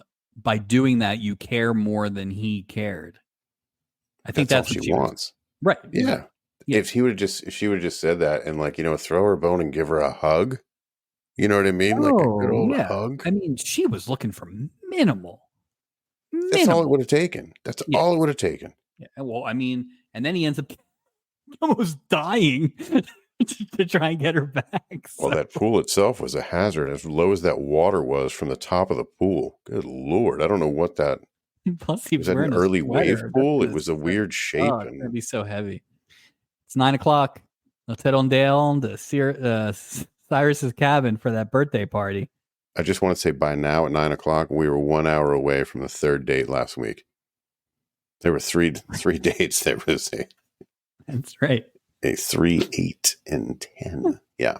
No oysters this week. No oysters. Julie shows up, but guess what? Nobody else is there. She's a dummy. And Julie enters this empty room like Joe Pesci in Goodfellas, but it's too late. How does she not run into anyone? Like, the only way this would have worked if he said, "Hey, I'm canceling the whole thing. Don't tell Julie." Well, they're all playing she poker. Just didn't see anybody. They all went and played poker. Yeah.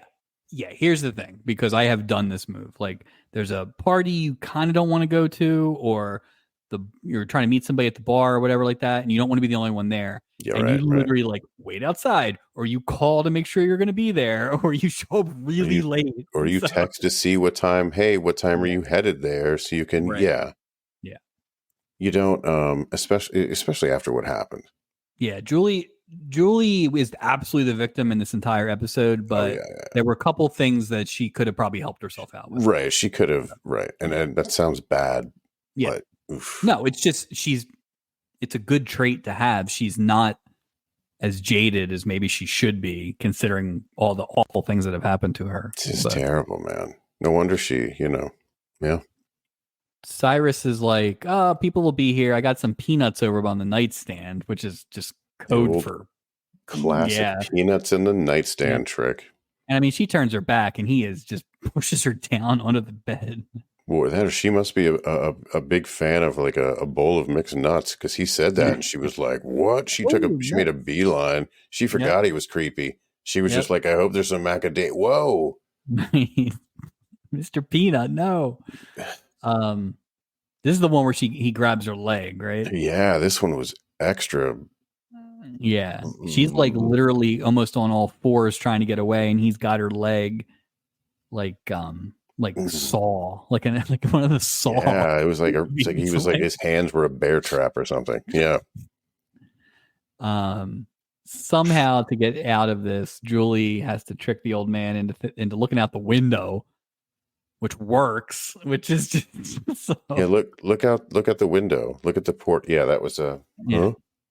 And then Julie runs out of there, and like I said, this is played for laughs as well. Yeah, you hear the laugh track.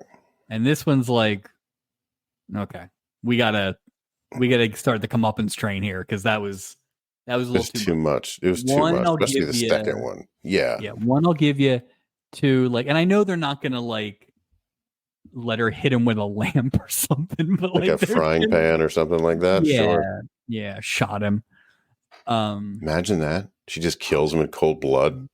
It's one too many times, Uncle Si. She's trying to clean it up, and yeah. Where's Uncle Cyrus? No one's seen Julie for hours, and she's just covered in blood. Oh, that would have been great. That would have been a better episode than this. I mean, it really putting the anchor down, and Julie's just like, I've had enough. Yeah, more like dead buttons. Nice. Allison catches up with Jim on the deck to break their date, since she has to go hang out with Brad. All day in Mexico, right? Well, no, not yet. Not yet. This is the night before. Right. The night before, Jim offers to be the tour guide in Puerto Vallarta, which she happily agrees to. So those kids are going to get to hang out tomorrow. That's great. The crew is playing poker, and Julie runs in and is like, what the hell? Like, where were yous? Yeah. Right. And the crew, luckily, tells them that they were told the party was canceled. Should they have reached out to Julie? Yeah. Yes, they should have. But, cell phones did not exist in 1978. I just figured they all lived near each other. They would only in that one episode that they live near each other. So not since. Julie says, what a sneaky, deceitful trick. And Gopher says, that sounds like something Doc would do, which elicits legitimate chuckle from Adam Bricker. Yeah. I actually thought that was very funny. Yeah, it was funny. I think it's funny because he knows. Yeah. They are. I hope it sticks. If this show does anything well, they don't do it enough. If they do anything well, it's those four hanging out. Oh, I agree. And I think they did a good job about it today. And it did feel like almost. And maybe it's true. Maybe it's just they're good actors or whatever. But it's like some of it almost felt like ad-libbed, right? Like some of the stuff where it was just like very casual and just it's light. It flows. Yeah, I agree. I hope they do maintain that. This is kind of where I think that's what last week when I was talking about Steubing kind of being like the Inspector Gadget character, where it's more like he's not really involved with the crew a lot. You let the crew do their stuff, and Steubing can have his own nonsense. Calls a little shot here and there. Yeah. Right. So again, it's almost like that Police Academy vibe where you've got the Mahoney, the Hightower, and then you have the Commandant Lassard. There is no evil captain though, or a sergeant. Right. But it is very much that. Not yet. Same dynamic.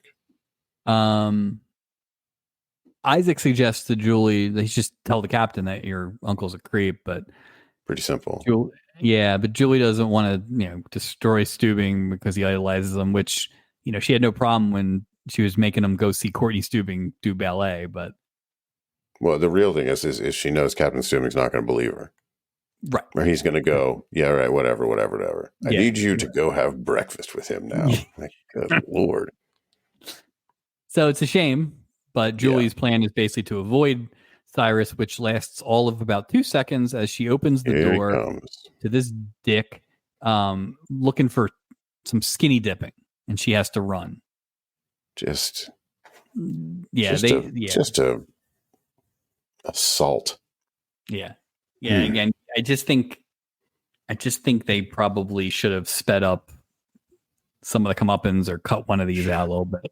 They were so heavy-handed with the Uncle Cyrus stuff. It's like, geez, man. Well, and there's nothing else there. They try to give him the Emmy moment like for about a minute, but there's nothing else there. He's just a pervert the entire time. Well, and it's funny because in 2 other storylines that have the same, some of that same energy, this is by far the worst, in my opinion. Although businessman number 1 with the daughter thing was weird on a whole different, like. I don't think the writers thought the other 2 stories were in the ballpark of, I think they thought, yep, this guy's a creep, laugh track, ha ha ha, red buttons.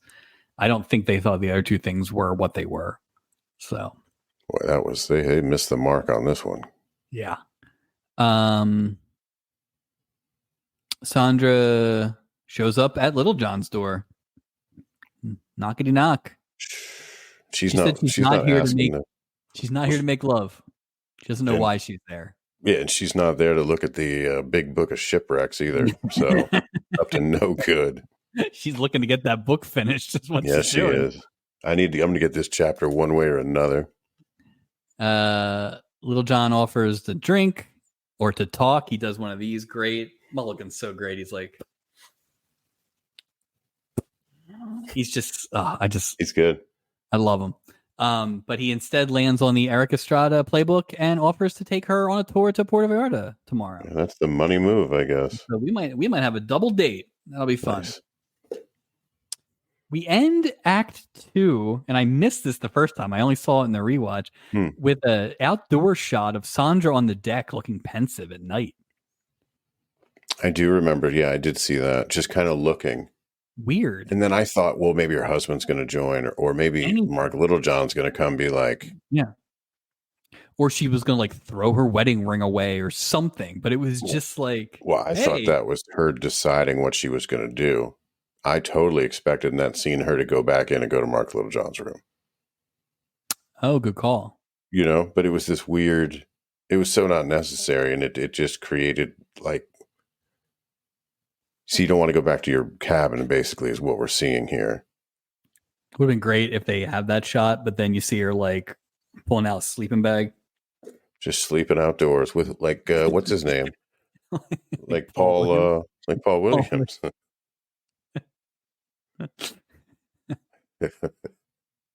All right. We start Act 3. We're getting off the boat. And I think this is the first time we've gotten off the boat, if you don't count the Stubing sojourn. Right. We see people come off, but we never get to, we never see anything other than that stupid island. Do you think this is Puerto Vallarta? I have no idea. No, right? No. Okay. But they have maybe there's stock footage. Maybe there's stock footage. Remember when it said welcome to, like maybe there's some weird stock footage, but no, that wasn't some. But they make it look, I mean, they at least pulled up a boat. Yeah. Or at least they pulled up a set that looked like the steps of a boat. Sure. They had Richard Mulligan and Hope Lang get off it. Walking off, look up and head out to Puerto Vallarta. So I appreciate the effort. I do too. Yeah. The execution probably didn't get much out of it, but I do appreciate the effort. It was a nice swing. I appreciate the swing. Good for them. They had sunglasses in 1978, right? I was thinking the same thing. Actually, I was thinking it when we first saw Alfred and Sandra on deck. On the deck, yeah. Like, how is everyone on a white boat? It is with nothing but sea. You can't see anything. Like nobody has sunglasses on. They didn't. I don't think they invented them until 1979. Oh, okay. That's what we're just a year away from sunglasses. So Apparently, close. they only had Sorry, a sun Retina. use. It's sun monocles back then. It was not the No. same thing. Well, but we know what's funny is a lot of people have those like tinted regular glasses. Right. So like we were so close, we couldn't get the full 100%. We were just like the world is not ready for a new invention. Yeah, that's odd. I was thinking that too. I'm like, can you it's just imagine a going on a very cruise and aggressive going? sun this week. Maybe it's a cruise rule. You know, we're going to search your luggage for sunglasses. We're going to take them away. Yeah, because can you imagine being out there on that white day? Everything's white and just the No. You really want people skeet shooting that have glare going on? Yeah, it's like watching me try to walk around. Steubing, since we're in port, Steubing has his binoculars out in front of an egregious green screen. So you can see the wrinkle in it. It's really bad. It's like somebody walking in the back. Looking at Puerto Vallarta, and Julie comes up to talk to him. Steubing's like, one of my favorite places. Maybe one day when I retire and hang up my cruise ship in the locker room, I'll settle down here. I don't know. Cruise ship in the locker room. I'm like, what are you? I don't know. Somebody thought that was clever. Julie's like, dude, are you done? Yeah, enough. Can I tell you about the sexual assault that I'm dealing with? Yeah. But Steubing, of course, does this all the time. He did it last week. He did it last week at the ping pong match when Laura's like, I want to talk to you about Dave. I wanted to talk to you about a problem. And he starts saying things that he think are the problem. Like, listen, Merrill. Just listen for a minute. You're not a psychic. You allegedly captain a ship. Allegedly. Julie doesn't get anywhere. Steubing remembers that his uncle asked about taking Julie out to dinner, and so he basically gaslights her into a yes. We got putting that pimp hat back on again. Good Lord. I mean, he might as well have said like, look, I owe my Uncle Cyrus like $1,500. Right? I don't have the money. So if you could just do me a solid and just, I don't know, maybe kiss him for a minute, like close mouth. Yeah, over the clothes, just lights on, 15 minutes. Just terrible. And then this guy is here again. Cyrus is here again, comes up on deck, and like really, forces it on Julie that they're going to have a date. He's going to pick her up at 5. And then when she leaves to go, I don't know, reevaluate her life, he pulls out his own binoculars and starts checking out the view. This is not charming or funny, or it's too much. No, he's coming across like legit crazy. You know what I mean? Just not to get crazy with it, but I mean, it's not interesting either. No, it's not. It doesn't move anything. It doesn't add any value. It's just that thing we always talk about it, but it's like the first scene, every scene is the same except the last one, and even that is like half the same. It's just not necessary to. I don't know. It's just odd to me that things were so much like standards were so much more like loosey goosey in this particular way. It's just shocking to me watching this episode. Jim goes up to Allison's cabin for their tour, but instead he gets businessman number 1 answering the door. Informs Jim that it was Brad that's taking Allison out for that Puerto Vallarta tour. Jim is crushed. Businessman number 1, he's like, my daughter's not going to marry or hang out with a poor.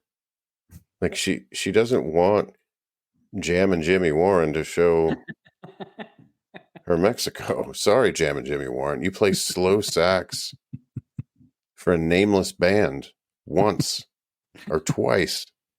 Like, I'm sorry.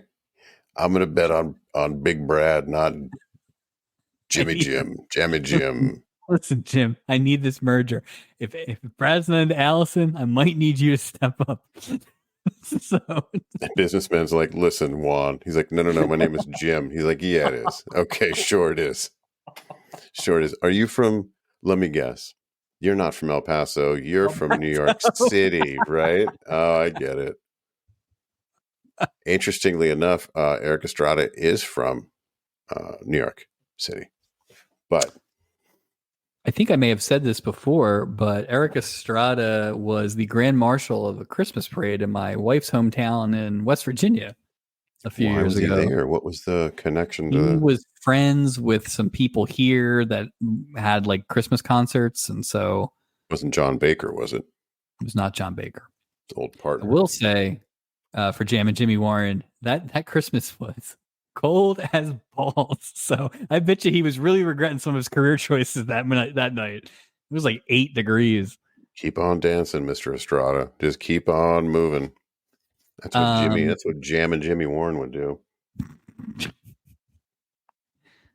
Back on Puerto Vallarta, Little John is putting on his best moves as they kind of like walk through the town, which probably isn't Puerto Vallarta. He takes Sandra to the best hotel in town that has a charming bar with a famous margarita and hand-carved 4-post beds. This dude, right, volunteered to give her a tour of Puerto Vallarta, Monteblanc, right? They get to the side. There's not even 10 minutes. He's like, oh, really not much to see here except for this hotel with 4-poster bed. Like, this is the tour? Well, is Brad taking Allison on the same tour? Is that what's going on here? Like, maybe Puerto Vallarta is just, some merchants and one hotel margarita bar and with one room. He's only able to convince Sandra to have the margarita, not the bed. Is Hope Lang Jessica Lang's sister by chance? I don't think it's spelled the same. Not the same. Not sure. I feel like no, only because I did at least like do a cursory. It would have been there. Back on deck, where the sun is bright, Julie is filling in the crew about her talk with Steubing and how badly that went. And she mentions that she just wishes that her Aunt Phoebe was here from Milwaukee because she would set this creep straight. And Doc suggests that he could put on a dress and help out. And one thing leads to another. Doc offers to get dressed up. Isaac offers, but doesn't think that the resemblance will pass. And Gopher is going to end up in a dress to help out the cause. Uh-oh. This is the first cross-dressing since John Ritter, by the way. We're keeping score. Yeah, I think it is. And, I think the same. You know who loves John Ritter. Yep. Let's see. So Allison is back to fill her dad in on the merger talk. And, sounds like it went well. Sounds like dad is going to be able to stay on as a consultant. And the pimpin' is easy in this. Pimpin' apparently is super easy. Yeah. and it pays off too. Yep. Sandra is packing up because things went so well on this Puerto Vallarta tour. Everybody had a great tour at Puerto Vallarta. Everybody. That margarita must have just knocked her socks off. The margarita was so good, she immediately started packing her suitcase to leave her husband.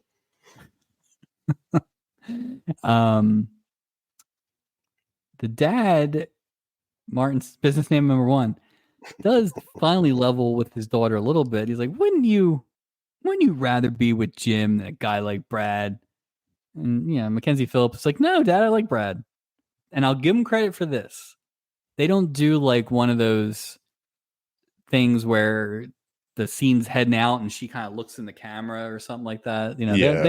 They don't do that. So I'll give them credit I'm for that. glad they didn't. It was kind of a relief that they didn't, to be honest with you. Yeah. Sandra's packing up. Bye bye. Yeah, she's like, nope. She's like, you tell Alfred I'm out of here. I'm gonna bunk with Little John. Dude.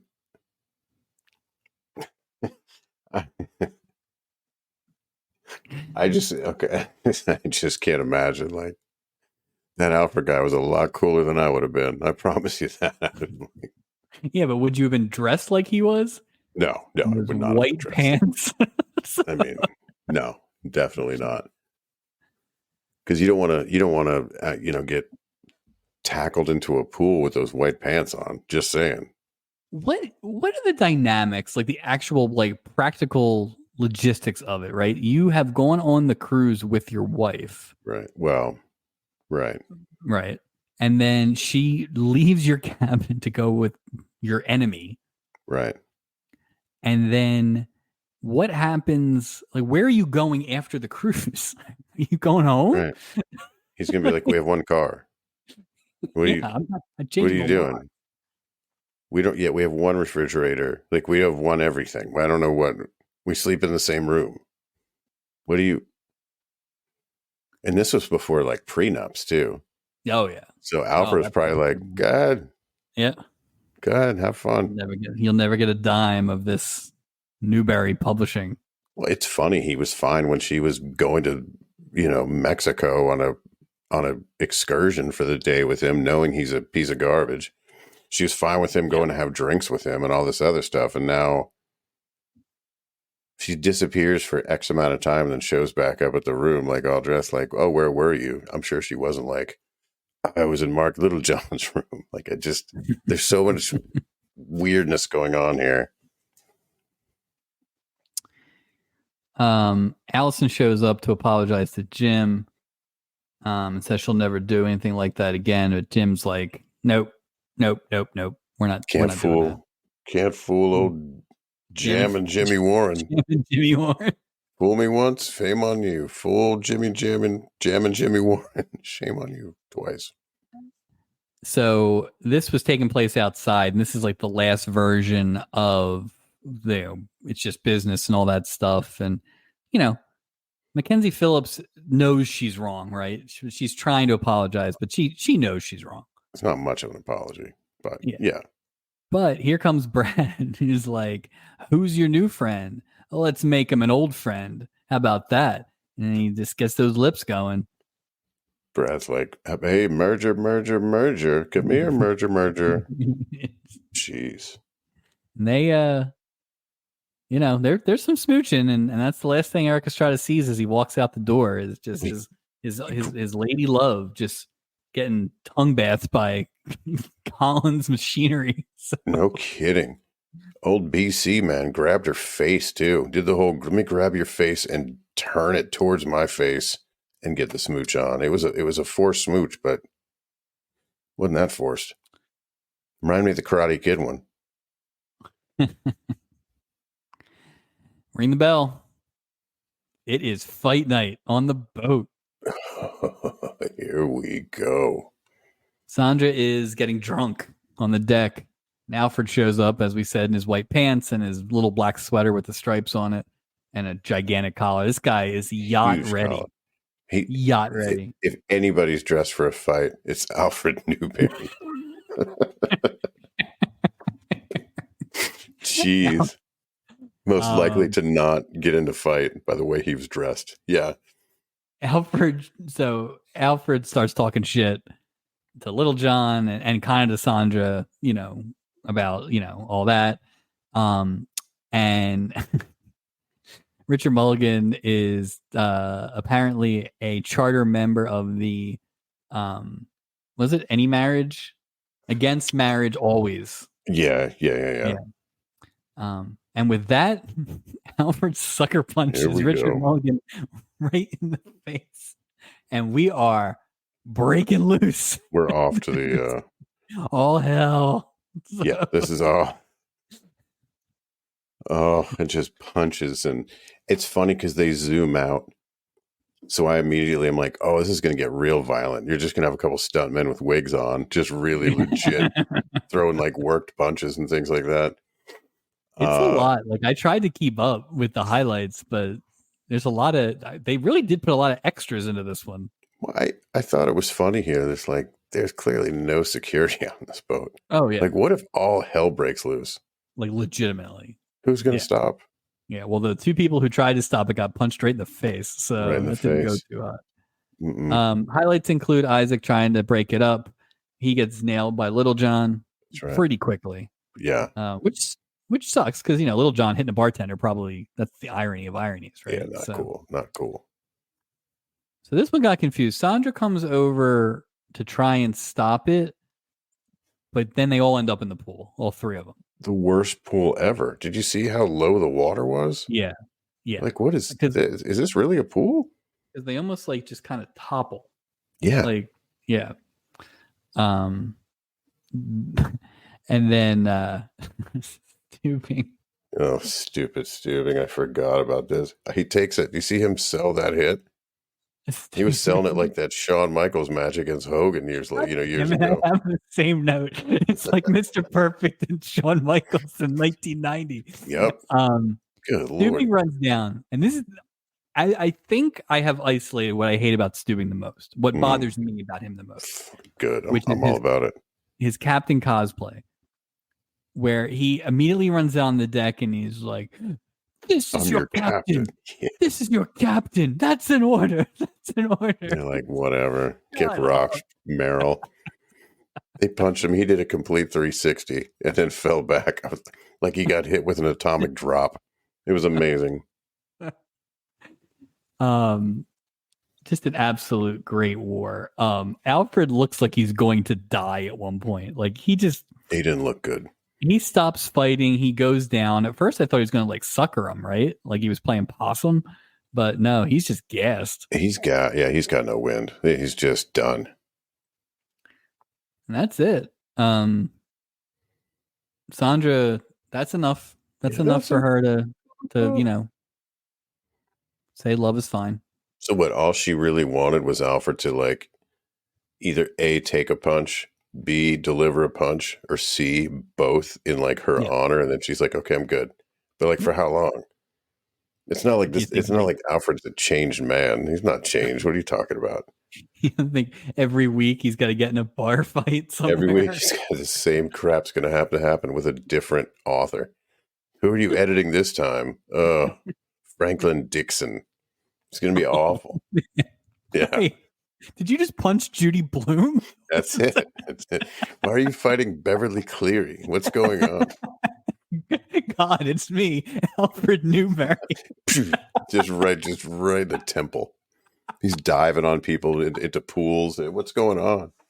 I'm just minding my own business. I'm Sidney Sheldon. Who are you? It's awful. All right, Julie's aunt. Here we go. Gopher's dressed up as Aunt Phoebe with clothes left over from one of the masquerade balls. So at least I appreciate the continuity there. I like it. Or they found John Ritter's old stuff in that closet. In that closet. Julie has come up with this stupid plan where she's got a little dingy bell, and if once Cyrus gets there and starts being a creep, she's going to ring the bell. Gopher's going to come in from the hallway and shut it down. So it's not enough that she says this is going on. They absolutely have to catch him red-handed doing it. So like word of mouth is not enough evidence. Right. Like you need a bell. Like all you have to do, Gopher, is stand down the other end of the hallway. Go in the bathroom. See this creep go in. Like, why don't you just stand in the bathroom? Yeah. I feel like Julie might have made that too complicated. Like the bell was is this like I have to get the bell involved? Well, keep in mind, Gopher's the one that, suggested faking a heart attack to get Sonny Bono out of that wheelchair too. So he's not exactly a good idea factory. No, we do need somebody needs to be a planner in this group. It's none of them right now. It's going to end up being the daughter. Like the 8-year-old daughter is going to be the planner. She's going to be the smartest person on the boat. The only person with like a moral compass. I'd be okay with that, actually. Yeah, I'd be fine with it. course, the Bell plan doesn't work, and No, Red of course Buttons in a tuxedo enters Julie's cabin and begins whatever crime this was back in Yeah, I don't know what 1978. So, the actual crime he committed. I don't know if it's misdemeanor. I don't know what it is, but it's some degree of some crime, basically. and we also didn't need the act break to end with Red Button sitting there with his tuxedo like it's some sort of lovely moment. Like, Right. get out of here. Oh, gee. And then, gee, Cyrus. I get it. Should have shown him just loading up chloroform rags. Well, did at the end, did Julie give him a hug and a kiss? I can't remember. I mean, I know we're going to get there, but I don't remember. I think they shook hands at one point, maybe, and he may have like leaned in and got like a side hug or something like that. Julie didn't totally give him like a free pass. She didn't beat him down like she should have, but she didn't give him a total free pass. It's just wild. And she is at work too. That's the other thing. She's at work. Yeah.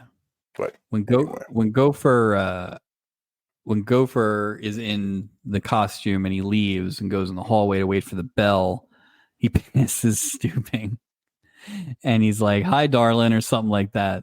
And Stubing realizes it's Gopher and he starts to chase him down the hallway. Which is just, of course, Gopher's got Stubing's got a type. Oh, so, yeah. He's got a type. He definitely has a type. So of course this happens again. Sure. And Gopher busts in, lays the guilt trip on Cyrus, and basically is like, I'm Julie's aunt, knock it off. This is ridiculous. Hilariously, this leads into Red Buttons being attracted to Gopher and drag. And that's finally when the jig is up. Because, and again, good job. They do a good job of making me hate these people. So Red Buttons really threatens to tell the captain about what happened. And good for Gopher. He's like, no. He's like, we're going to tell the captain what you did. And that does at least stop it. Well, it just shows that Uncle Cyrus's first thought was, this is the SS Merrill. I can do anything I want. I'm his favorite uncle. Really, he should have been like, go ahead and tell him. Yeah. Go ahead. He's not going to believe you. Yep. Yeah. So we get the Red Buttons Emmy speech, which is kind of like the Milton Berle Emmy attempt to explain his pranking. It doesn't make it better, by the way. No, it doesn't make it any better. A terrible excuse. Basically, it made it worse. His wife died, but like a while ago, and that's it. Yeah, my wife died 35 years ago. That's why I sexually assaulted you. What? But they don't even try. He should have been like, you remind me of her just the night. He could have like done something, but no, zero effort with that. I mean, Julie accepts it kind of, but she also is like, you better get your crap together. Yeah, no kidding. That's cool, but can you please stay away from me forever? Right. So good for Julie. She does agree to go to dinner, but in the dining room, and only if he isn't a lurch. But still, it's weird. I've been like, hey, all due respect, like, don't ever talk to me again, Uncle Cyrus. I wouldn't even call him Uncle. I'd be like Mr. Foster. This is the first of 3 to 4 people I will ask this question. Is this proper comeuppance for what has transpired for Red Buttons? No. An Emmy speech doesn't do it for me. It was a bad. I mean, it was no. They could have tried. That was barely a thing. I think the comeuppance had to have been Stubing. Since Stubing was pushing her in these situations, the only proper comeuppance would have had to been Stubing. I'm so sorry, Julie. I didn't know this happened. Right. And then him confronting his uncle. But that's not going to happen in 1978. I also do like the stabbing idea, though. You like the stabbing idea? I do. I think it's proper. I mean, at least like maim him. Something. Give him a scar. Have a little fire scarecrow. Yeah. What if Julie like scratched his face and now he's got like and then now you remember. Yeah, and like now when your uncle asks what happened, you tell him. Yeah, I will. Yeah. Great. Julie just descended into being a vigilante on the boat, Just righting wrongs. she's scarring everyone's face because she can't bear to look at her own face. My scars are on the inside. I'll put yours on the outside. Listen, we might have something here. Okay, we might. This would be a great offshoot. McCoy. 40 some years later. When Gopher's leaving now that the job is done, he runs into Stewing again and kind of does a spin and leaves. And this is where we get, which maybe he's concussed because he just got punched in the face. But Stewing is like, has this whole ship gone mad? Yeah, he's clearly concussed. He did a 360. I think that's the sign of a concussion when you get punched. Of course. And he always looks like he's off duty. Again, you don't see him doing anything except long-sleeved walkie-talkie in this whole episode. Like, shouldn't you be writing police reports or something? Or security. Like, even the guys fighting, nothing happened to them. And what happened? I know the answer is not going to be this, but did they have to run upstairs and get him to break up that fight? Or was he just at the water ice stand? Yeah, he was getting a mango. That's what he was doing. He had nothing but free time. When they open, I'd like to get two, so I don't, because it's a really long line. Like, he's doing that. He cuts in line constantly as the captain. Hey, you don't mind if I cut in line? I've got a lot of captain duties. Yeah, can I get 6 mango, please? Jerk.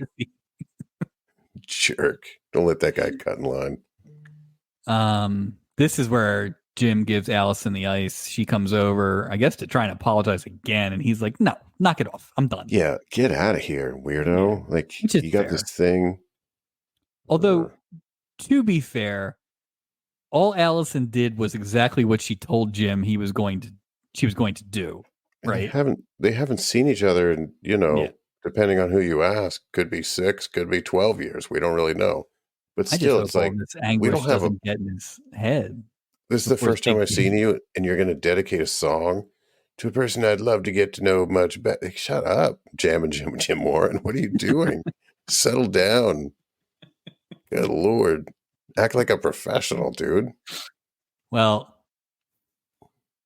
here's the good news. Here we go. Finally, and the good news is, finally, Businessman 1, Martin Scott has realized that he's been whoring out his daughter this whole time in the name of commerce. I'm a pimp. Yeah. And he comes over to the gym and I'll straighten it out. Don't worry about it. He's doing the same thing. He's still putting himself like, oh, she was smooching you. I'll fix it. She'll be back to smooch you some more. Just leave it alone. Businessman number 1. That's why you're a businessman and not a relationship man. I don't know what you call father man, something. So, but give Martin Scott credit. When he says he's going to do something, he does it. He immediately goes over to Brad and he's like, all right, that's enough. Let's talk business. No more. Brad's like, who are you, buddy, to set terms with me? Martin Scott's like, nah, you know what? I'm done. Walking away. It all happened in 8 seconds. Yeah, Mr. Consistency, businessman number 1. Jeez. So now he's gonna die broke because he just gave up his last chance. But at least Allison and Jim can dance to a saxless song on the Acapulco Lounge dance floor. No, it's good. It's good. So essentially, he did this project, right? And he was 1 nail away from finishing the project. And then that last nail, he went, whoa. I know we've spent weeks putting the foundation and getting it staged and all these things. I don't think this is a good idea. Wink. Just wait till we get off the boat. Yeah, no. Yeah, I'm sure he just let this go. Okay. That's why we need that after the boat special. You know what I mean? For some of these, just to, it's a look post. It follows up all the follow-up stories. It's like 90 Day Fiance. Yeah. It'd be great. I thought early on in the episode that this whole thing was going to end with Eric Estrada punching Brad. Ooh, that's a good thought. I could see that energy. And I didn't think that was a crazy thought, and I thought it would have fit. And so I was really surprised when this was the resolution, which It it was a wasn't. weak resolution. Well, as Brad weak as folded in half like a piece yeah, of paper. Like, what? yeah. So Not my Brad Collins. What's going on? when it looks like it's working out for Allison and Jim, but at some point Martin Scott realizes what he's done, and he's just kind of like sitting at the table, like, "Oh no." He's like, I need to act more like Martin Scott and less like businessman number one. Yeah. Well, the problem is he acted like father number one. Oh. The good news is, The good news is, immediately the next morning, Brad has, I don't know, for being such a winner, Brad really rolled over pretty fast. on everything. I get everything I want, but I'm okay Right. with getting nothing that I want. What? Who?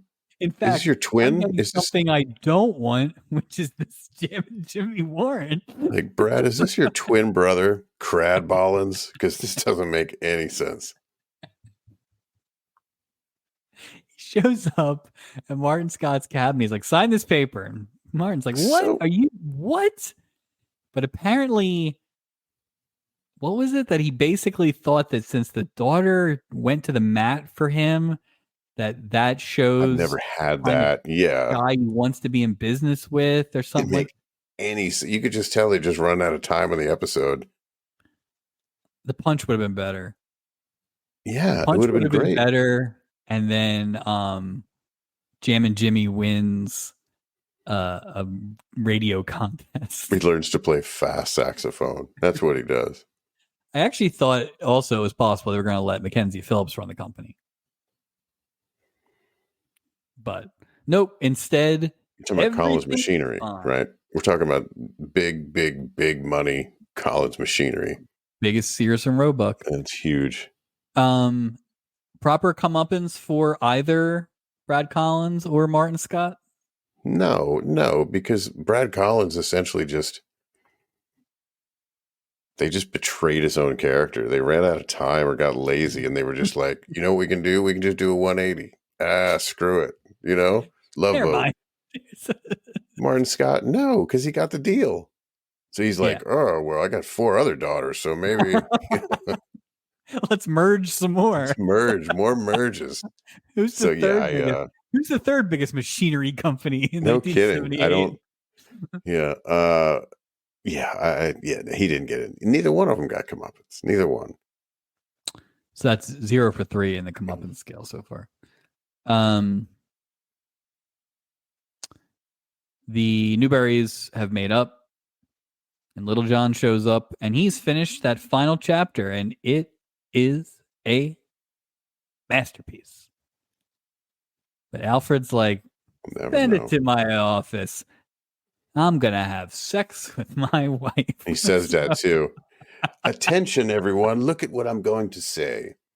I'm having sex with my wife. Yeah, that was, I tell you, Sandra Newberry just came across as just a wet paper towel, dude. Just kind of, yeah, like it's hard to put like any, any, I don't know. There's no, she was so flippy floppy. I think it's hard because go drink and then go. It's just like, well, I think it's hard because you have to have somebody that theoretically has been married to this literal wet, wet towel. But also there's not enough oxygen in the room with Little John. So yeah, it's a tough spot. I don't know that she's on again. I would like to see her in something with maybe a little more room to work. Yeah, I agree. I thought she was fine with, what she had to work with. Yeah. I think we'll figure it out at the end. I think most of the acting was actually pretty good in this. I agree. It wasn't the execution of the awful writing. It was just and it wasn't awful writing. It was just terrible storytelling. Bad ideas. It was bad stories. Just geez. Yeah. Notice that neither Little John or Alfred have bandages or bruises during all this. The captain's got one. On his left jaw, he does a little white strip. I don't know if it's in the last scene, but it was like in one of the quick scenes. We're hitting that. We're heading there now. Yes, Yeah. actually. So we after the walkie-talkie Steubing shot, which we all love. The merger people are walking down the steps. This is where they say, Sears and Roebuck and all that stuff. But that's it Yeah. for that. Like, no That's it. need Bye-bye. no need to wrap up now. Steubing with the bandage on his face from Mm-hmm. getting cold cocked, greets the Newberries, who are bandaged up, and Little John, who is all bruised up, and Yeah. Steubing, so where was it earlier, or did they decide once we leave the cabin we'll put all our band-aids on? I don't know, but the fight makeup looks like Rocky 2. Like, these guys are just pretty bloodied, and so it's amazing no one died. Thank goodness. Thank goodness.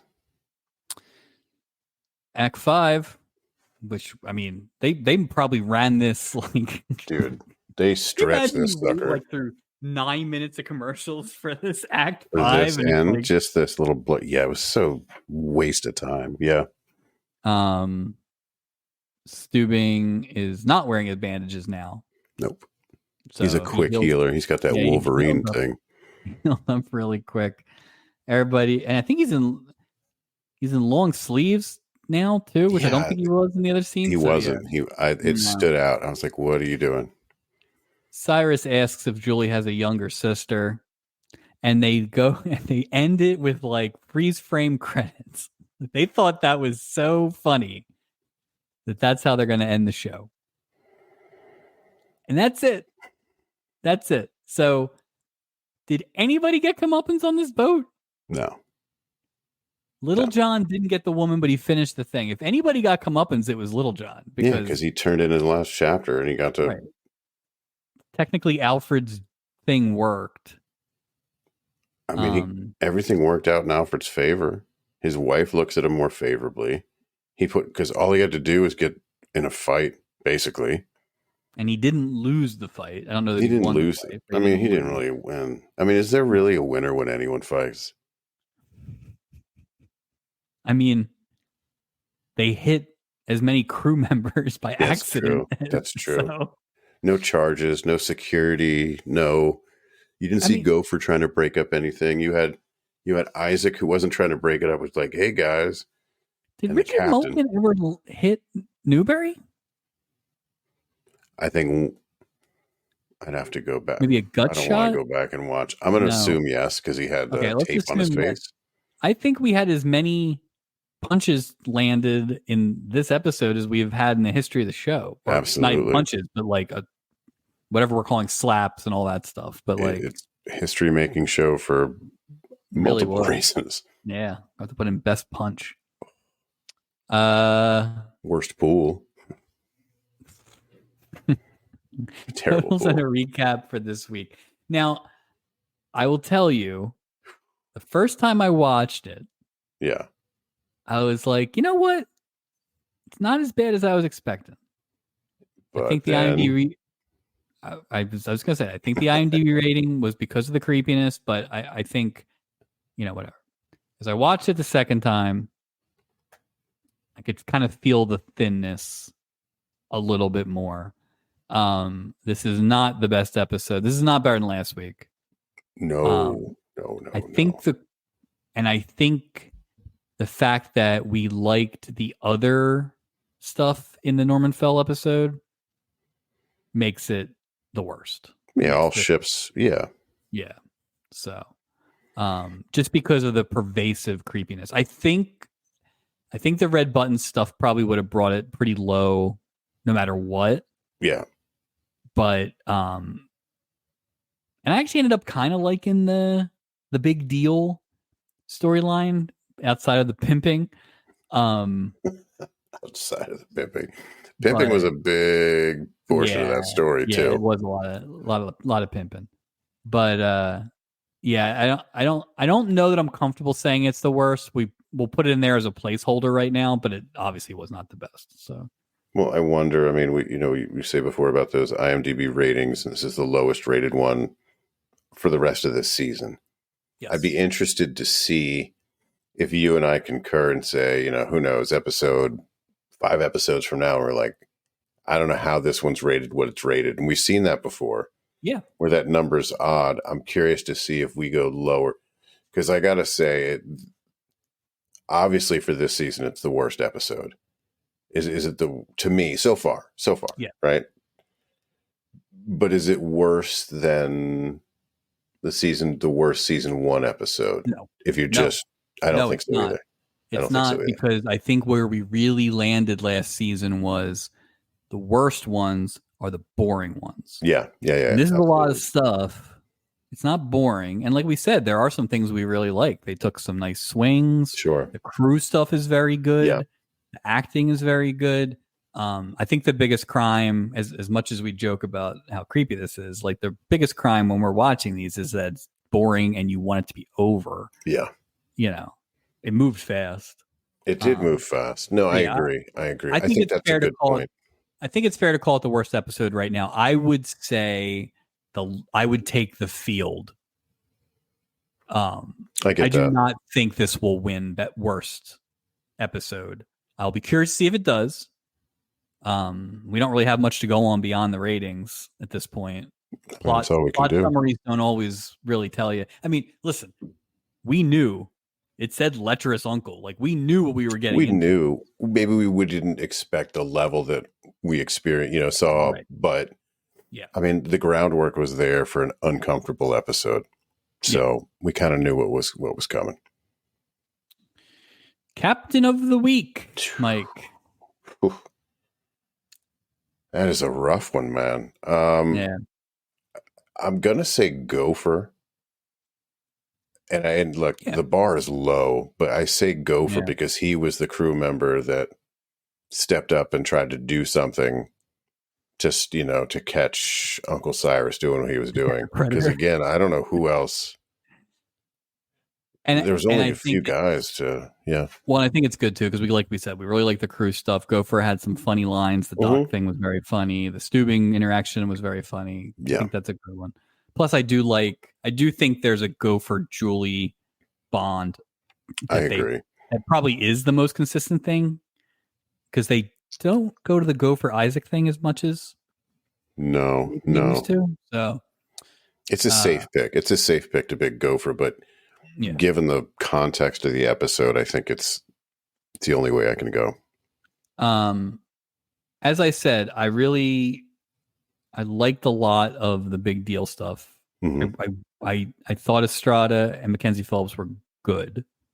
And I really liked Businessman number 1. I don't know why. How do you not love Businessman number 1? I'm giving it to Richard Mulligan.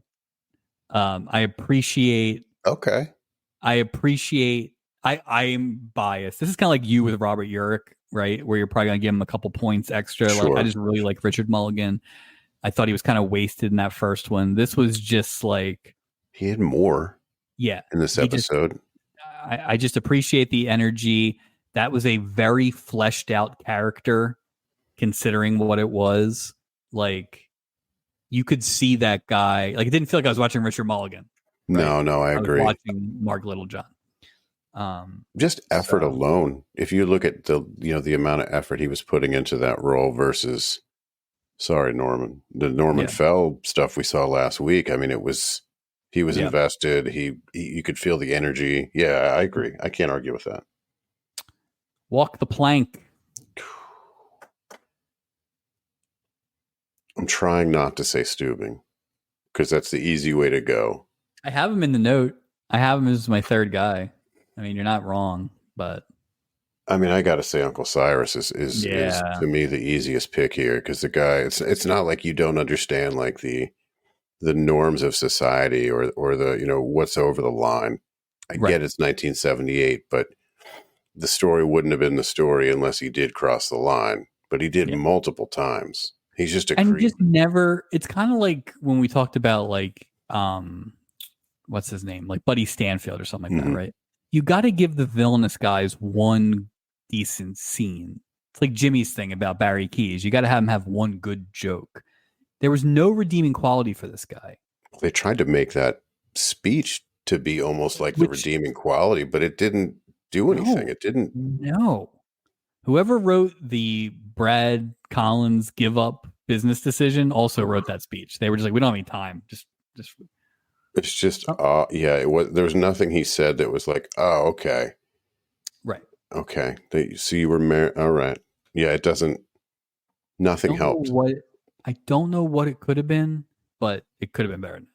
So, But again, there was no comeuppance at all. nope.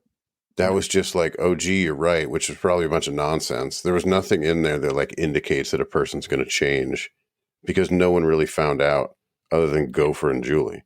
Yeah. Like And officially you're right. no. And the thing is, you can't involve Steubing in like one of those finding out things. No. Then you'd have to have an actual scene between Steubing and Red Buttons. Yeah. Yeah, they kind of backed themselves into a corner, and They I guess did. they just didn't care. But Like, why and even it, have that as, I wouldn't even have that as Steubing's uncle. I would have no, had it as like a friend of the family or something like that to or create just some somebody, distance. and then you could have had Right. Steubing toss him off the boat or something Right. like that. He could have Right. gotten the chauvinist guy treatment, right, where he gets the boot or Finest something piece like of that. finest animal. Yeah, Yeah, that whole thing. yeah, I completely, and then it almost not fixes, but I think then it, if that happens, it repairs that Steubing crew yeah, sort of bond. Like I look right, out for my crew. It right. loses some of that inconsistency. Yeah, But where's the guy from 2 weeks ago that was like, a shoulder for Julie to cry on right, during the trying divorce and all that stuff. So it's so just all over the place. They just shuffle these characters around. I think that's what's weird about the lack of continuity. You can portray these characters in any way that you want, and then next week you're yeah, dreading for Starsky and Hutch, so it doesn't yeah, even who no, cares. it's true, and it's really on the people who are there all the time that there's not like this is what the character is. Right, somebody's got to be a gatekeeper just Yeah. for the integrity of the character. It really is just it really has just become the most frustrating thing about this show is the inconsistency. And I'll say this, 80% of it is inconsistency in Steubing. Yeah. A little bit Yeah. of Julie, a little bit of Doc. Gopher and Isaac are pretty much the same all the time, but it doesn't help. And it's not fair to meld them into what you need them to be Right. week to week. If you're going to do that, just have extra cast member or Exactly. That's right? the easiest thing to do. You don't. It's way easier to do that. Right. But the other thing I would say is also I have a little shout out for Brad because he sucked. But the problem too with the red buttons thing is it wasn't entertaining at all. no, it was, So it was creepy and not entertaining. So 0 for 2. Not a fan. That is Not a totals fan. and a recap for this week. Wow. That's why you didn't wear the hat. That's why I didn't wear the hat. You're absolutely right. I felt like it was just the integrity that a captain That's a real should have was not displayed. You take your IMDb, ratings and everything, but no hat. That's your real rating system. There it is. Can't do We it. have a hat next week. We'll see. I have not done a peek ahead. I have not gotten to it yet, but I am very excited to watch and talk about any episode other than this one.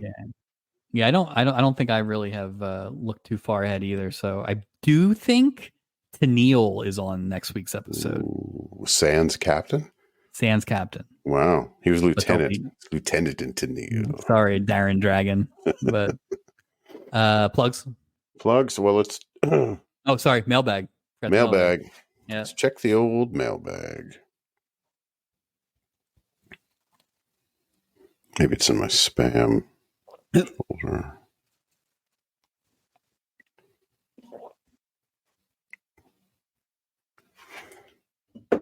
You can email us. Mike, this is the 29th time that maybe not the 29th. I don't know time that I email checked the right mailbag. away. Right. I'll confidently say it's the 10th time I've checked the email. I'm going to have to get in touch with the Google people or whoever's running Gmail. You can reach out to us by emailing us at theloveboatproject@gmail.com. Check us out on Instagram. Check out the reels that come weekly And you can also check us out. We have a Facebook group, the Love Boat Project. Anything. Also, you can find our podcast anywhere you get your audio podcast. Now we're on iHeartRadio, Mike. We're everywhere now. I mean, huge Huge. for all Huge. you iHeartRadio listeners. All you iHeartRadio listeners, you're welcome. Your prayers have been answered.